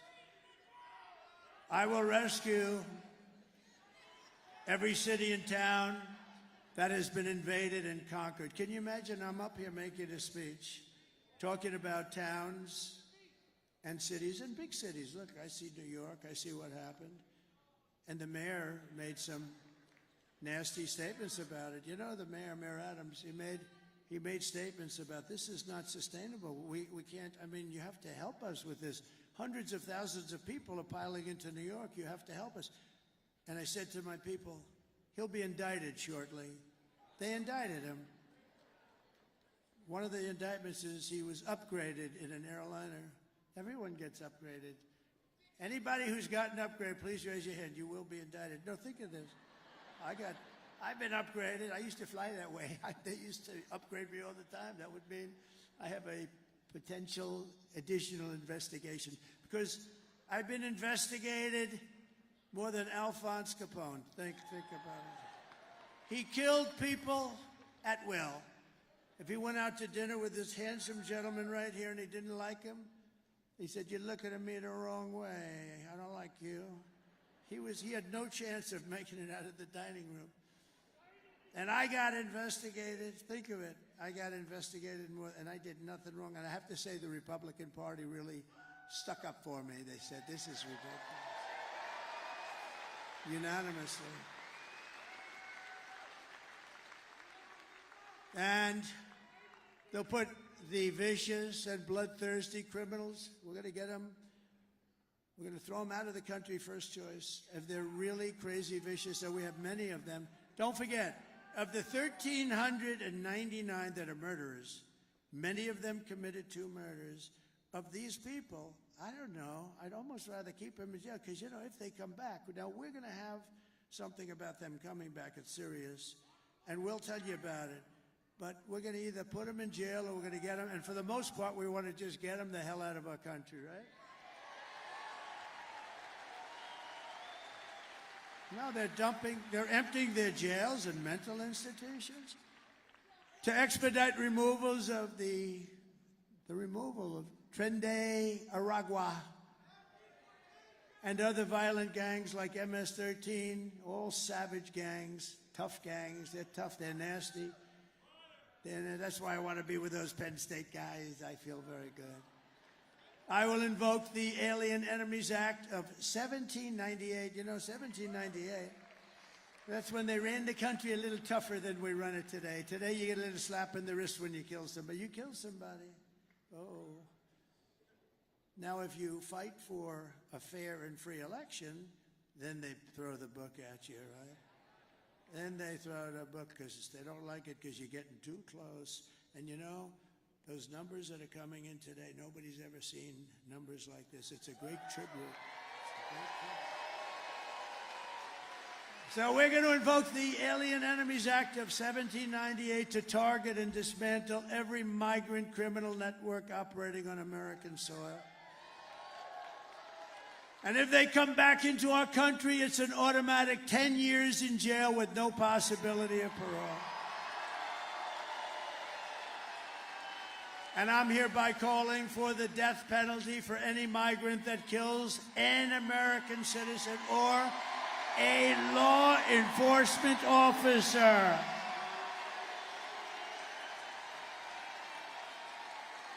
You kill our citizens or you kill our law enforcement officers, you know, we have to protect them. They're in a dangerous situation. And we have very few. It's very hard to get them now. It's because we don't protect them. We don't stick up for them. We don't fight. I mean, we end up taking away their pensions. We end up taking away their house. They end up losing their families. We're going to fight for our law enforcement officers. Being a policeman used to be one of the most sought-after jobs in the country. Today, it's not. I visited a wonderful young family in Long Island. The door opens to a car and bullets start firing out. He's not allowed to do anything. He can't, you know, just horrible. It's very dangerous. And we're going to have it so they're going to want to be cops again. We want to be policemen. My father always said, don't ever use the word cops. That's not respectful. It's a little different than it is nowadays. Can you imagine? Because my father had respect. Our family had always great respect for policemen. I'll never forget, I said to my father, Dad, the cops around here do a good job. Don't ever use the word cops. They're policemen. At that time, it was mostly policemen. Now it's policemen and policewomen. It's good. But that's a different, there's a whole different thing. We're going to bring it back to exactly like my father felt about him. He had total respect for them, and they did a great job. And you couldn't even get on the force. The standards were so high. Everybody wanted to be a policeman, or then, as it kicked in, a policewoman. And they're doing a great job. And I will immediately ban all sanctuary cities in the United States of America. We will secure our borders, and we will also rescue our economy, because our economy is in a mess. And I've seen it for a long time. I'm very good at that stuff. I'm very good at that stuff. I've been talking about it for a long time. Scott Bessent, one of the smartest people on Wall Street, has been talking about it. In fact, he said the only reason the stock market's up is because everyone thinks Trump is going to become president this very year. Maybe the top guy on Wall Street. 4 years of Kamala have delivered nothing but economic hell for American workers. You know that. Her inflation disaster has made life unaffordable and cost families over $30,000 in higher prices. It's the cost. People tell me all the time, I actually talk to a lot of people. It's hard to believe. If I'm in a group, I say, come here, what do you like the best? Well, my groceries. They're always talking about groceries and the cost of cars, the cost of everything. The cost of anything. It's all inflation that they created. They created it so stupidly with screwing around with my energy policies. I had oil at $1, I thought it was 87. I was corrected by the government. It was $1.84 a gallon. Think of this. And today you're at $4 and $5 and actually going up. It's going to go up a lot. By the way, the day after the election, if something bad happens, you'll see oil at 10, 12, 15, because these crazy people are trying to force electric cars down your throat. And we like electric cars, but they're not for everybody. And by the way, Elon Musk is incredible, what he's done. Do you know where he is right now? He's in Pennsylvania fighting for the election. He's campaigning, Elon. That 22-story rocket ship last week, did you see that? It's coming down. I say, oh, no, it's going to crash. Look at the gantry. It's coming too sharp. Stop it, stop it. I didn't know it was him. I figured it was him because he's so far advanced. You know? Who else could do this kind of stuff? Anyway, this thing's coming down. It's wrong angle, and then all of a sudden, you know, it really looked like it had the whole deal was going to collapse. The gantry, that's the thing that holds it up. So it's coming down. Then all of a sudden, wow, you know, massive flames of fire and jets and everything comes pouring in from the left and pushes it over. And then it drops gently down, and then those two big arms come out like you're hugging your baby. Just grab that thing and put it gently down. Put it gently down on the pad. And it was a beautiful thing to see. See, now in the old days, I would have said hugging something else, and I would have thought that was so smart to say. And then the fake news would be writing stories about it for 2 weeks. So we don't give them those opportunities quite as much, but it was more fun, but we don't give them those opportunities. Just days ago, we had but you know, Elon, really, we have to be thankful that he gave for the horrible hurricane that did such a big number on numerous states, but North Carolina got hit badly. I mean, they were really hit, and I was there. I was very early there, actually, and then came back, and I met with a very good person, one of the head people in North Carolina. He said, "Sir, you know Elon Musk, don't you?" "Yeah."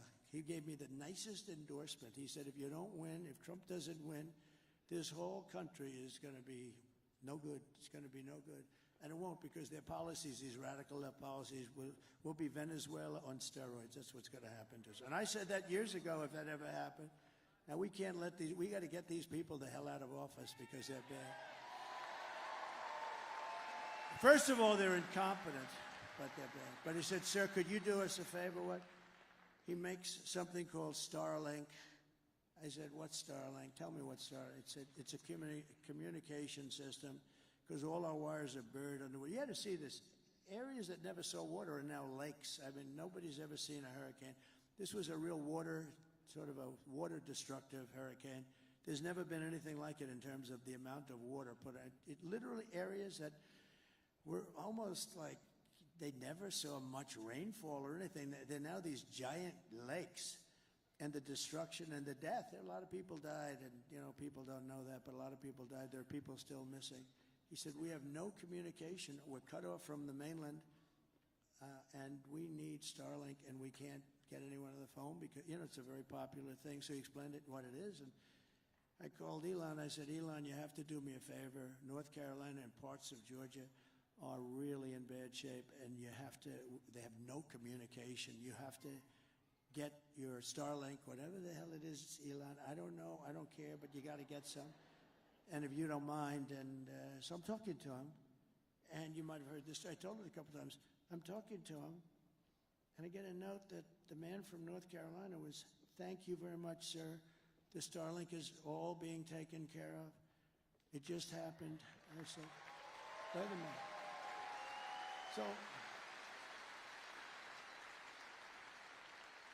So I said, "Elon, did you approve that?" "Yeah." "How the hell did you approve it? You're talking to me on the phone." He said, "Well, I'm able to do two things at one time." And they got so much Starlink, and I said, "How is it?" He said, a week later, I said to the guy, "How is it?" He said, "It's unbelievable. You saved a lot of lives." So Elon is a great guy, so we want to thank him.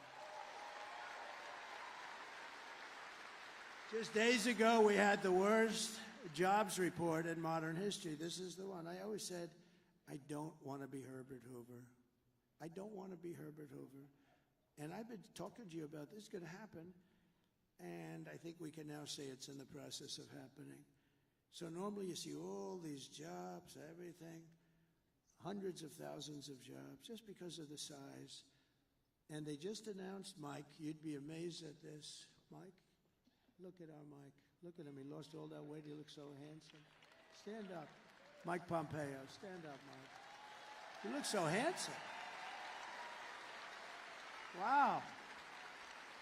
Man, I'm going to ask him, how the hell did he do that? That's good. Good. That's great. But he just said, 12,000, and this is an unbelievably, like an unthinkable number. I've never heard of a number that low. I've never heard of it. It's been decades.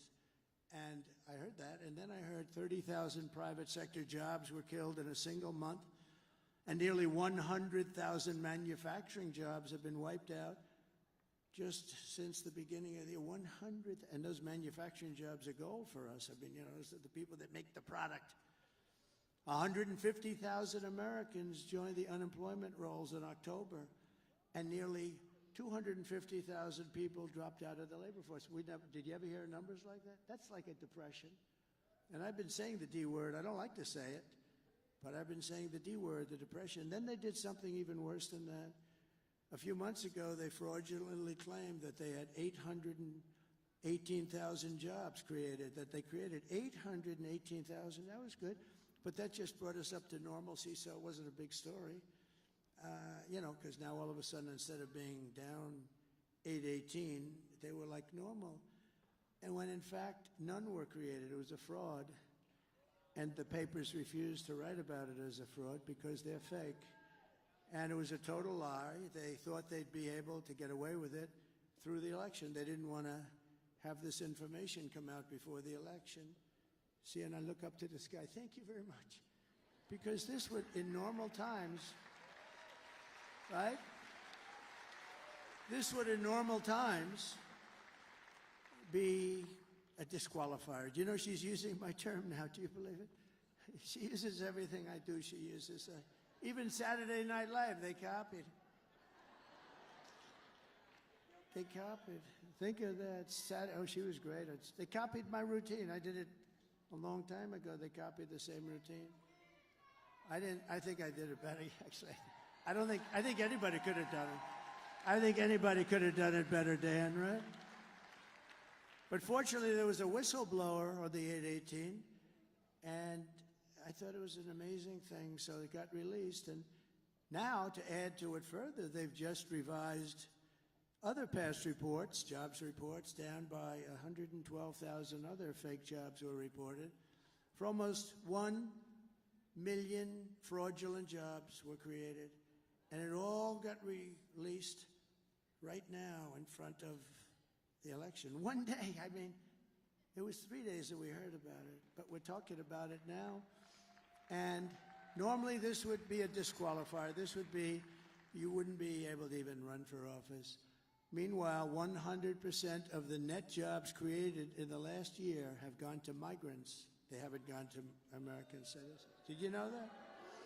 These are depression-type numbers, and that's where we're heading if she's elected. You have a depression, I don't mean like a recession. I mean a depression with a capital D.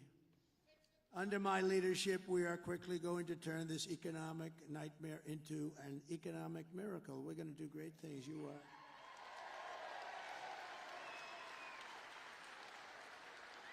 We're going to make America wealthy again, and we're going to make America affordable again. We have to get the prices down. I told the story this morning. A woman goes up to a counter in a supermarket with 3 apples. It was reported somewhere, and it's just like, this can't happen in this country. And brings them up, 3 apples. An elderly woman brings them up to the counter, and she realized that they're too expensive, and they've gone up so much from the last couple of months. And she takes one of the apples back to the refrigeration section and walks back, and she buys 2 apples instead of 3. This shouldn't be happening in the United States. So we're just one day away from the best jobs and biggest paychecks and the brightest economic future that the world has ever seen. But you must vote. Kamala's plan will impose the largest tax hike in American history and raise taxes on the typical American family by at least $3,000 a year. And this is the only politician I've ever seen. You know, she's a very low IQ person. You know that. I want to have a smart president. I don't want any more. We had 4 years of these guys. President Xi, Mike, of China is not a low IQ person. Do you agree? He's a very severe person. He's a very fierce person, but low IQ is not one of his traits. Do we agree? No, but these guys, these leaders at the top of their game, and we don't have that. We have people that 30 years ago, Biden wasn't any good. He had the worst policy. If you would have taken Biden's policy reviews over a 40-year period and reversed them, you would have gone down as the single greatest policy expert, foreign policy expert. My plan will massively cut taxes for workers and small businesses, and we will have no tax on tips, no tax on overtime, and no tax on Social Security benefits for our seniors. Kamala will crush Pennsylvania energy workers, and she's going to ban fracking. By the way, don't let this happen. Her whole life she's against anything coming out of the ground. She likes the wind, the wind. It kills all your birds. That doesn't work. That's the most expensive energy in the entire world. And then after 10 years, when it rusts out, they don't look too good. So she wants to ban fracking, and she's going to ban, that's 500,000 Pennsylvania jobs. There's no way that you can vote for that. That's your biggest industry. You got a lot of stuff under there. It's going to come out, and it's clean and nice and good. And you're doing great things for the country because the country uses it. I will end Kamala's war on energy, and we will frack, frack, frack, and drill, baby, drill.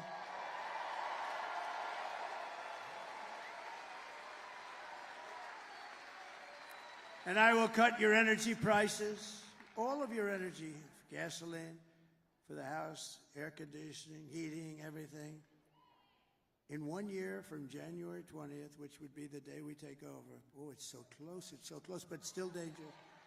These people, how would you like to be Putin and you want to call the United States and you have no idea who to call? No, it's true. Let's see, let's call up the United States. I'd like to work something out. Who do we call? Sir, really, there's nobody you can speak to. I just thought of that the last couple of days. They want to make a deal, Mike, and they have nobody to speak to. Maybe they'll speak to the guy right alongside of you. You got a great Senate. By the way, you have a great Senate candidate. I hope you're gonna go for it, David. He's great. I hope you're gonna go. He's working hard. It's hard beating those guys that are there for 25 years and do nothing. See, when you do nothing, you're a survivor. You can never get yourself into problems. He does nothing for you. He doesn't fight for your fracking. He wouldn't care. He wouldn't even say to her, no, we can't do that. That's going to have a terrible impact on Pennsylvania and the country. He would never say that. He's a survivor. His father was in for 25 years. He's in for whatever the hell he's in for, 25-something. And they are tough to beat, I have to tell you, because he's just a survivor. That's the only thing he's good at. You need more than a survivor. You need this guy. This man is good, David McCormick. And he's working hard.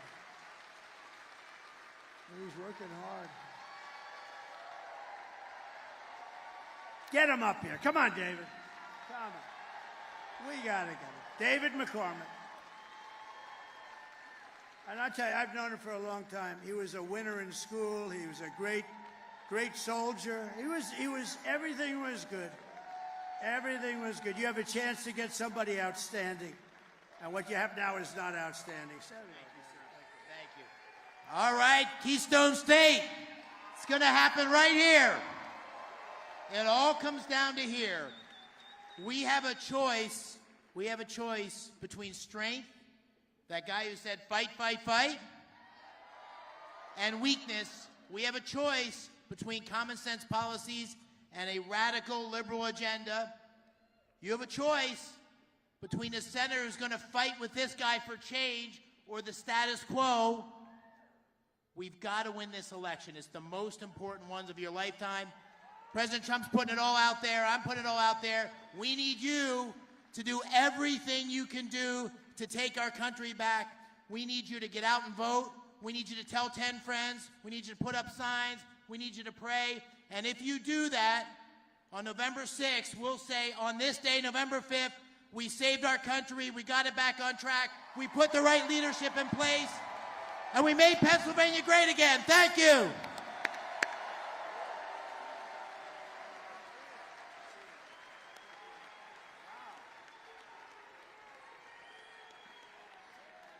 Wow.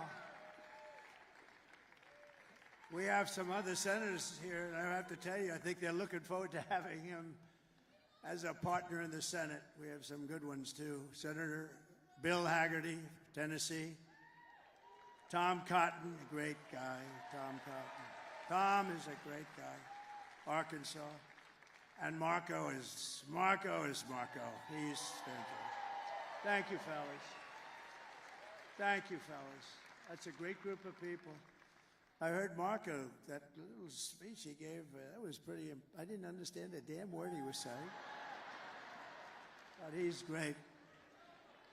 You have a lot of members of Congress, but just a few of them that I have to because they're outstanding. They're outstanding people. John Joyce, Lloyd Smucker, Dan Muser, G.T. Thompson. These guys are all warriors. Stand up, fella. They're warriors.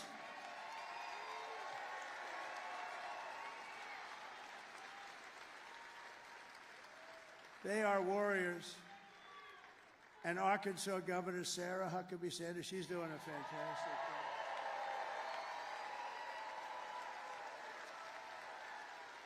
She's fantastic. Pennsylvania Treasurer Stacey Garrity. Where's Stacey? Thank you, Stacey. Oh, thank you, Stacey. Good job. Former Secretary of State Mike Pompeo, great guy. Great guy. RNC Chairman Michael Watley, he's doing good. He's doing good. I told him, do me a favor. You've heard this speech before. Stay back. Just work on the votes. We've heard this speech before. You have a man from Europe. I don't know if he's here. I saw him backstage. What he did was, and what he is doing is sort of what we did a few years ago. He's doing a great job. He's he's always been my friend for some reason. He liked me. I liked him. And he's shaking it up pretty good over there. He was the big winner of the last election in the UK, and he's a very spectacular man, very highly respected, Nigel Farage.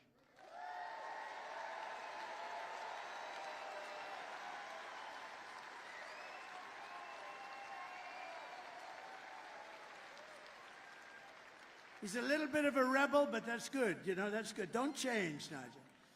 And you have my children, and they are spectacular. Don, Eric, Tiffany, and Lara, and Michael Boulos. And Tiffany's going to have a baby very soon. Gonna have a baby. Tiffany's having a baby. Thank you very much. That's really great. They're very good. They're very good kids.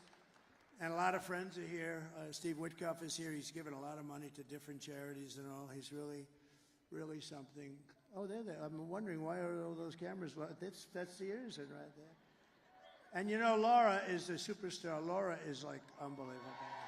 Laura has been unbelievable.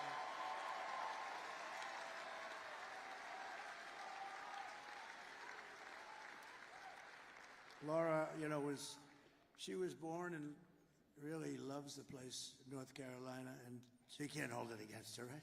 She was born, she loves North Carolina, and so do I, so do we all. We've never had a loss at North Carolina. And she could have been senator very easily, and I said, do you think it's something you'd want to do? Nobody could have beaten her. She was through the roof, and she said, no, I love my husband, I love my children, I really want to give them some time. We end up making her like chairman of the Republican Party. That's supposed to be easier, along with Michael Watley. But she loves North Carolina, and she could have. And Ted Budd is doing a great job. I said, Ted, would you like to? She said, I'll only run if Laura doesn't run, because nobody can beat her, which is really true. And she said, I think Ted would be great. He ran, he won, and he's a fantastic senator. But I just want to thank this group is a very special group. And Ivanka and Barron. Ivanka called me this morning and she said, Daba, great time today, because this is, you know, we're going to be doing 4 of these today. 4. They're big ones. They're big. But we felt we could do the abbreviated version. In other words, ladies and gentlemen, listen, I have to get around. Do you mind if we speak for 5 minutes? And everyone said, I guess. But we do the whole deal. You've been with me from the beginning, and I'm with you from the beginning. So. And we have Barron, and Barron he got into a great college, and he's doing really well. Barron is watching us as we speak. He loves this stuff. Barron's watching with our with our First Lady, our beautiful First Lady. Oh, she's got the #1 selling book in the country. Melania, it's called. Go buy it. Buy it for Christmas. It's beautiful. I read it every page very closely before I recommended it. I didn't know. You got to be careful. Now, she wrote a great book, a #1 bestseller on the New York Times list. You know, for Trump to get on the #1 bestseller on the New York Times list, most people would consider it like virtually impossible. And she did, so that means she sold a hell of a lot of books. And so go get Melania. But Barron and Ivanka, say hello. And I want to thank you very especially. This is our last time now for forever. Well, we started this. Think how sad. We started this, right? We started it really as a family unit 9 years ago. We've had the biggest rallies, the most spectacular rallies in the history of politics. It's the biggest and most powerful movement in the history of our country by far. And I say that in front of the fake news all the time. Nobody can correct it. And I tell the story of Pat Buchanan. I like Pat Buchanan. Now he's a pretty old guy. I hope he's around. I think he is, but he's a pretty old guy. But he became very famous and very successful, and he was on all the shows for years, for 40 years, because he came in second in the New Hampshire primary. And he took that. We won 50 states, and then we won the presidency. And we did even better the second time than we did the first time, as you know. We had more votes than any sitting president in the history of our country. Yeah, things happen. And I said, you know what? We did so well. Let me see how they're doing. And they were doing horribly, because I didn't need to do this. And they were doing horribly. And I said to the family, I said to Melania, Barron, and I said to Ivanka, I said to everybody, I said, I think we got to do it again. We had, think of it, if I would have done badly in 2020, I wouldn't do it. It would have been easier. But we all know how well we did. And I said, we got to do it again, only because I looked at the incompetence, Afghanistan, all these things that were happening. You take a look at it. You take a look at how bad, nothing good was happening. We were disrespected all over the world. Other countries laugh at us right now, and now they're laughing harder than they've ever laughed before. And we're not going to let anybody laugh at us. It's not going to happen. So I said, let's do it. Let's give it a shot. And now the people, that it was, quite contentious, because you had some people, but now those people are real friends of ours again. And we have a party that's very well united. And most importantly, we're going to show up and vote tomorrow. And if you do, you're going to win. The ball's in our court. As they say in athletics, the ball is in our court. All we have to do is get out and vote, and we walk away with the greatest political event in history, but much more important, it's going to be the event that saves our country. So, thank you. Thank you, everybody. Thank you. Thank you. They're really good kids. They're really good. That's not to say that I didn't have little difficulty with them on occasion. Especially Don, but no, I'm only kidding. No, good speeches, good job. Thank you, kids. I'll see you later. Good. Thank you very much. And your father, thank you. Thank you. I didn't know what was happening. I saw all these cameras turned. I say, why are those cameras being turned away from me? What's going on? But in a way, they become stars. They're just great. They're great people. And they do it because they love the country. They love it. Thank you very much, all. Thank you.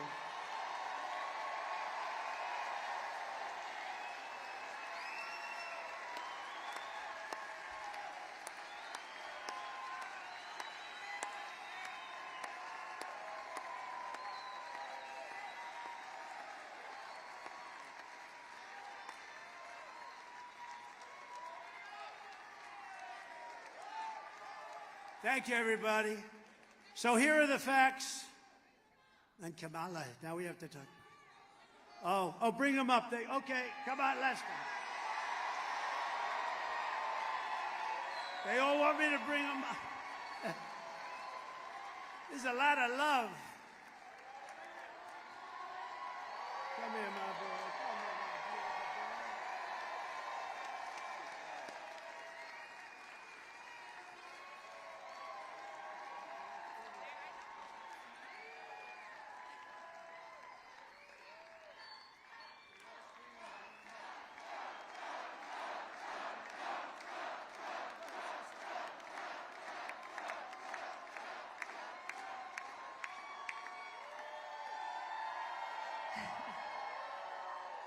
We are 24 hours away from sending the greatest president this country's ever seen back to the White House. And I just want to say how much love we truly feel from everyone in Pennsylvania, but truly across the country. You guys are our family. We love you. God bless you. We are here fighting by your side, not just now, but forever, because we are so blessed to live in the greatest country on earth, the United States of America. We love you guys. Thank you.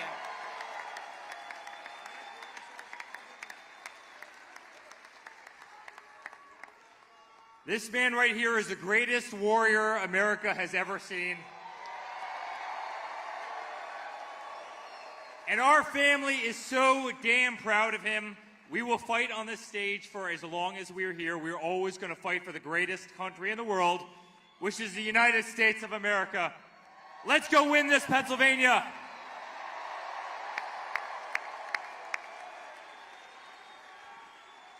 Guys, for us, this has been an honor of a lifetime. You guys are the best, but now it's up to you. We can't do it by ourselves. It was always about all of us. It was about one country. It was about taking back our freedom, our rights from those who are trying to take away from us. So tomorrow, bring your friends, stay in line. Let's vote, vote, vote. Let's take back our country. Thank you, Pennsylvania, and thank you, America. God bless all of you.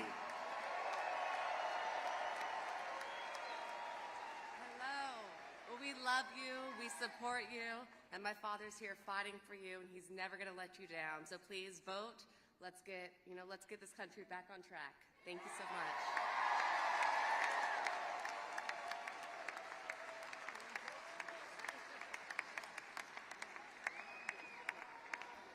I shouldn't have done that. I got to follow that now. I'm not going to follow that.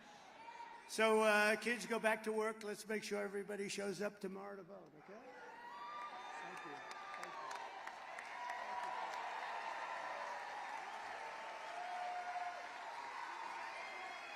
Beautiful job.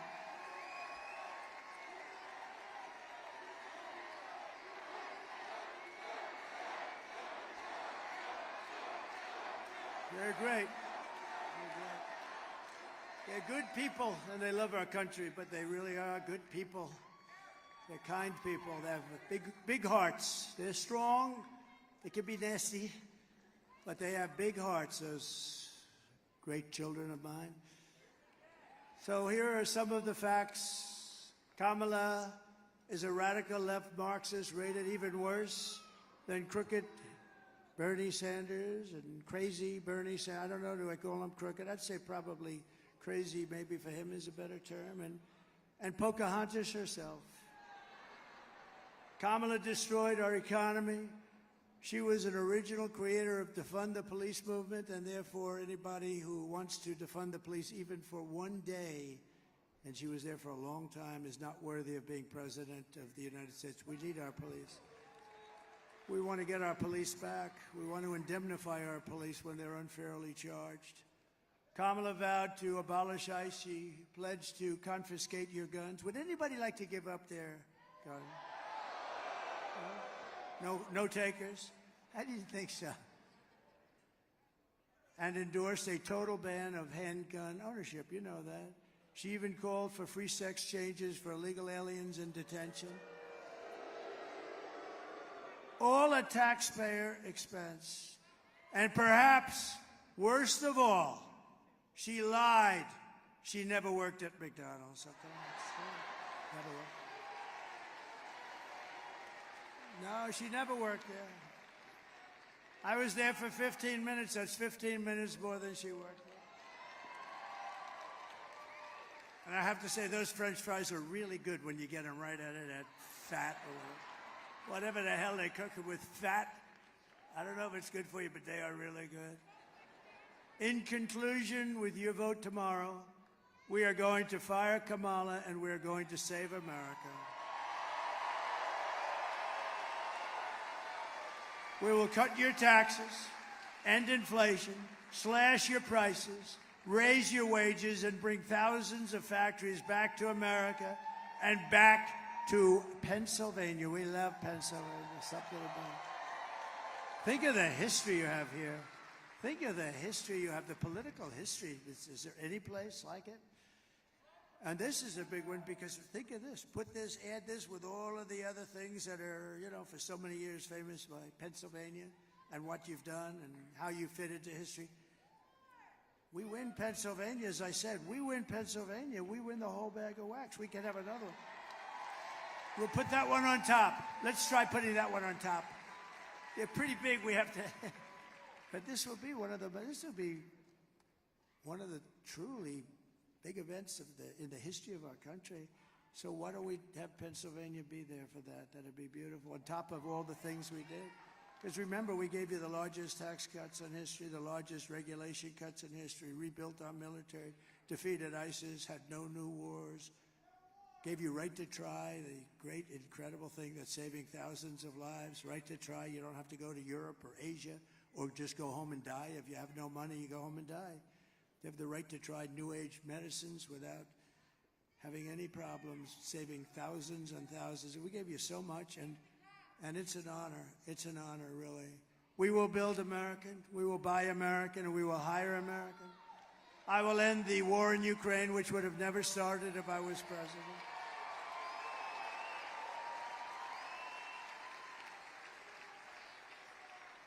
And I will stop the chaos in the Middle East. There's another thing, Israel, October 7th.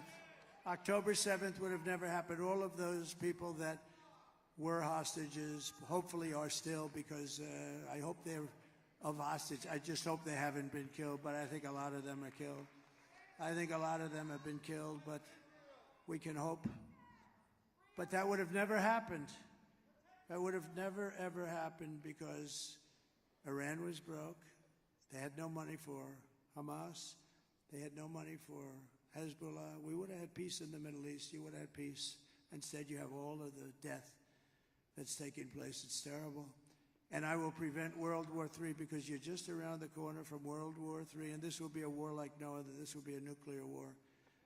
And this will not be two army tanks going back and forth and shooting at each other. This will be a war. The level of power of these weapons is, you know, I rebuilt our nuclear force. I rebuilt our whole military during the 40s. We did a phenomenal job in that, but in many ways I hated to do it. In many ways I hated to do it with respect to the nuclear. Because they're going over the power levels of various things that we're rebuilding, and I say, General, are you sure about that? The power is just crazy. It's obliteration. And we have people that don't have a clue, and they're negotiating. Look, Ukraine should have never started. None of these things. How about when you look at Afghanistan? That would have never happened. We were going to get out of there with strength and dignity, and we were going to be was going to be a victory. It was enough. They were in there for 21 years or something. But the one thing I would have done is I would have kept Bagram, the big air base, one of the biggest bases in the world. We built it many years ago for billions of dollars. The most powerful, longest runways that can handle anything in the world, 1 hour away from China. Remember, that wasn't really for Afghanistan. That was you're 1 hour away from where China makes its nuclear weapons. And you know who has it now? China. These are stupid people. They took the military out first. They took the military. They said, oh, we had a plan. We had a plan. Mike Pompeo made the plan with me. We had a plan subject to all these different things that they had to do. They weren't doing them. They were doing some, but they said, great, we're not going forward until they do the other. We were going to be fine. But the one thing that wouldn't have happened, we would have never taken the military. You take the military out last, and we lost 13 lives, and many people obliterated, and hundreds of people were killed on both sides. We will crush violent crime and give our police the support, protection, resources, and respect they so dearly deserve. We will strengthen and modernize our military. We will build a massive defense shield all around our country so a missile heads in our direction and we knock the hell out of it. We can have it. And Ronald Reagan wanted to do that many years ago, and he was right, except we didn't have the technology then. It would have been not good, but we didn't have today. You can shoot a pin out of the sky. It's incredible, actually, what they've been able to do. But it's all going to be made in the USA, and a lot of it is going to be made in the great Commonwealth of Pennsylvania. We will rebuild our cities, including our capital in Washington, D.C. We'll get rid of all the graffiti on those beautiful marble columns, and we'll clean it. And it'll be properly run, and we'll stop the death and shootings and muggings and everything. We'll make it a great capital, beautiful capital again. And we'll also make sure that our Supreme Court stays to 9 justices.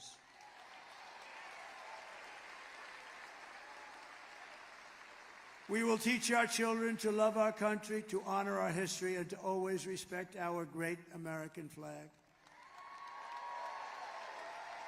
And we will get critical race theory and transgender insanity the hell out of our schools.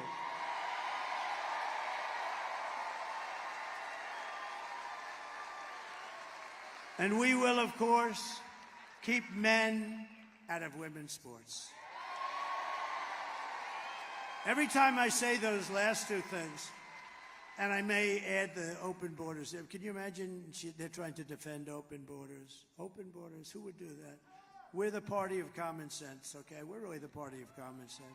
But when I say open borders, we're going to close the borders, you know, you say, can you imagine you actually have to say that?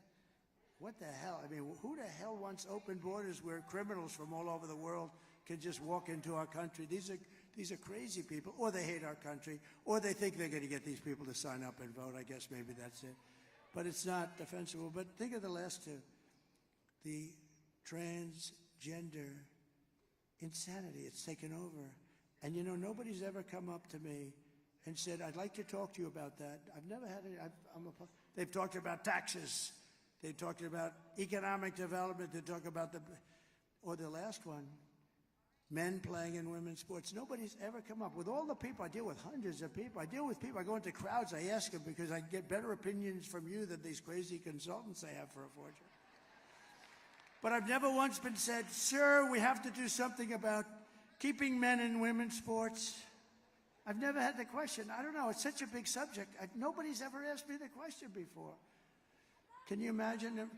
Go back 10 years and say that a president from 10 years from now is going to be up there defending the fact that men should not play in women's sports. People would say, you're crazy. That'll never happen. Did you see the two boxes? Did you see the two boxes? They were men. They transitioned into womanhood. And they fought a very good Italian. They have women's boxing in the Olympics. And they fought a very good Italian young lady. And boom. She got hit with just a left jab. She went back to her corner, so I've never been hit like that. This was just like a defensive. Oh, they could fight Iron Mike, I'll tell you. Iron Mike would say, this is not a good thing. I know Iron Mike, and he's a great guy, Mike Tyson. A great guy. He's a good man. Hey, Mike's been through a lot, but he could fight. Let me tell you, that guy could fight. But can you imagine Mike? Oh, he says, put Mike in the ring with Kamala. That would be interesting.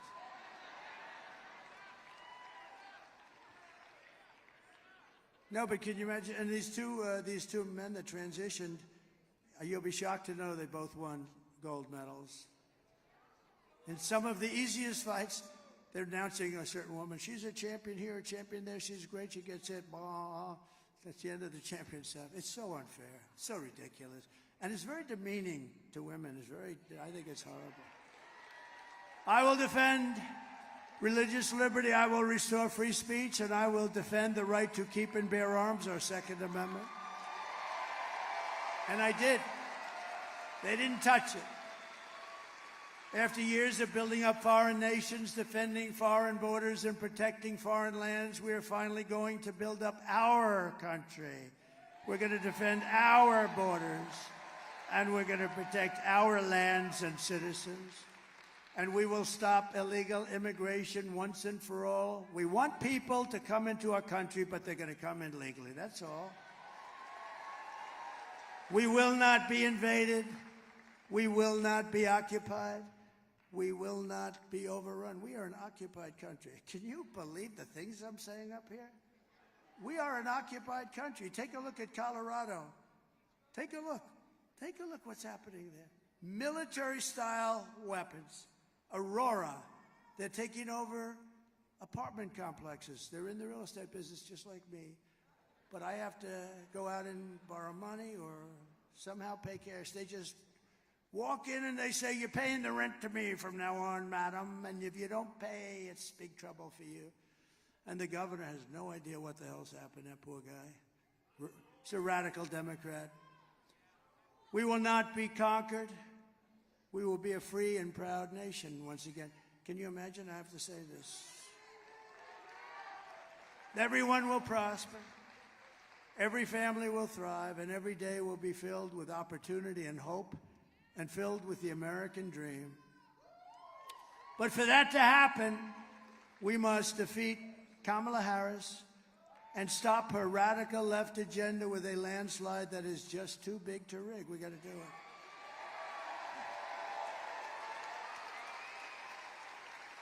So you need to get out tomorrow and vote. That's it. This is it. We're going to get together again, but it's going to be different. It's not going to be a rally. It's going to be applause for what we're doing. It's going to be better. Because these incredible rallies, and there may have been like 900 of them, a tremendous amount. This is over 9 years. Many, I know we celebrated 507. I remember 507, it was a few years ago. I think it's got to be close. I don't know, whatever it was. But it's hundreds and hundreds. And they've been flawless, right? Every once in a while, I'd make a little aggressive statement that people didn't like, but, you know.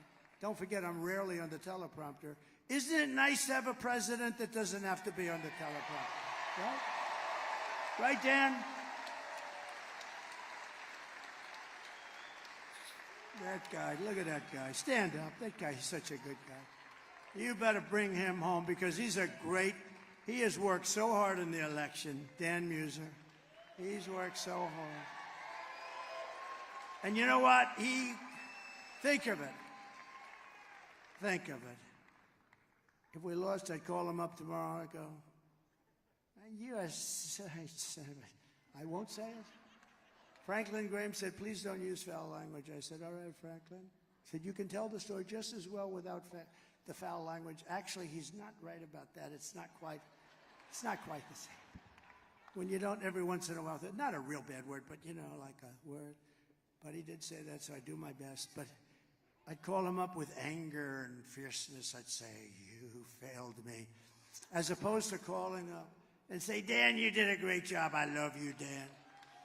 Right? I think we're going to do the Dan, you did a great job. And you did, regardless.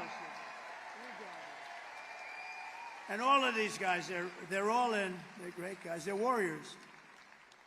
For the past 9 years, we've been fighting against the most sinister and corrupt forces on earth. That's right. With your vote in this election, you can show them once and for all that this nation does not belong to them. This nation belongs to you. You. This nation belongs to you.